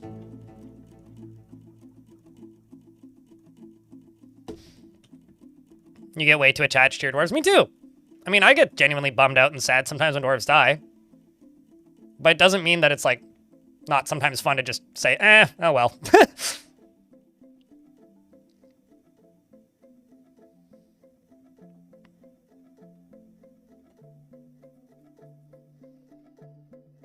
I'm very thankful we haven't been attacked by those necromancers again, and it's letting me get my silly moat project up and running. Okay, this is gonna be really mean. The dwarf that's pumping this, I'm just gonna lock them in here. Okay, you over here. You pull that. Oh. You fucker! I remember you! So this guy showed up in my last fort and asked to join a whole bunch, and I was like, no, I don't want to make big human clothing. So I kept saying no, and they're back now. That's funny. Not getting tired of it yet, are you? Gonna keep saying no, bud.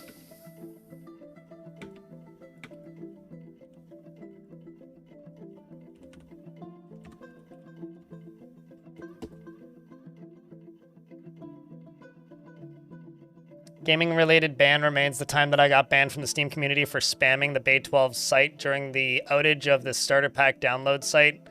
I heard Nightmare Steam Sports stories and expected the worst, but someone at KitFox made a call and cleared it up the next morning.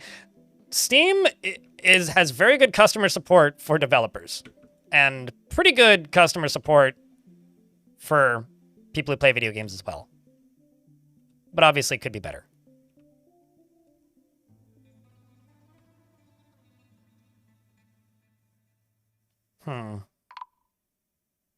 An elven caravan has arrived. I'm sure they're thrilled with me. Don't mind me just, like, slowly outputting lava here. It's totally fine. I guess I could just deconstruct and reconstruct these. That might actually be the faster way to do this. Yeah, let's do it that way.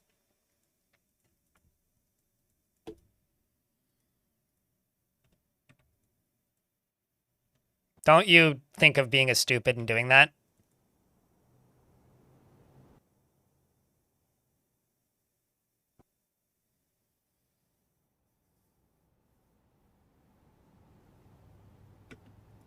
Actually, I don't need to remove this one. Just those two.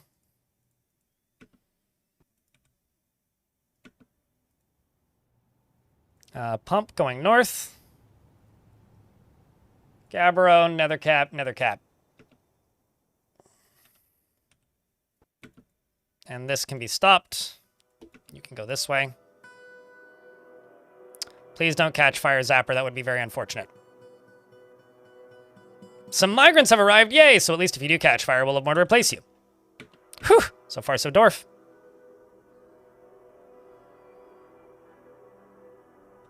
Okay, let's deconstruct this. Deconstruct you. And get rid of those two wall pieces.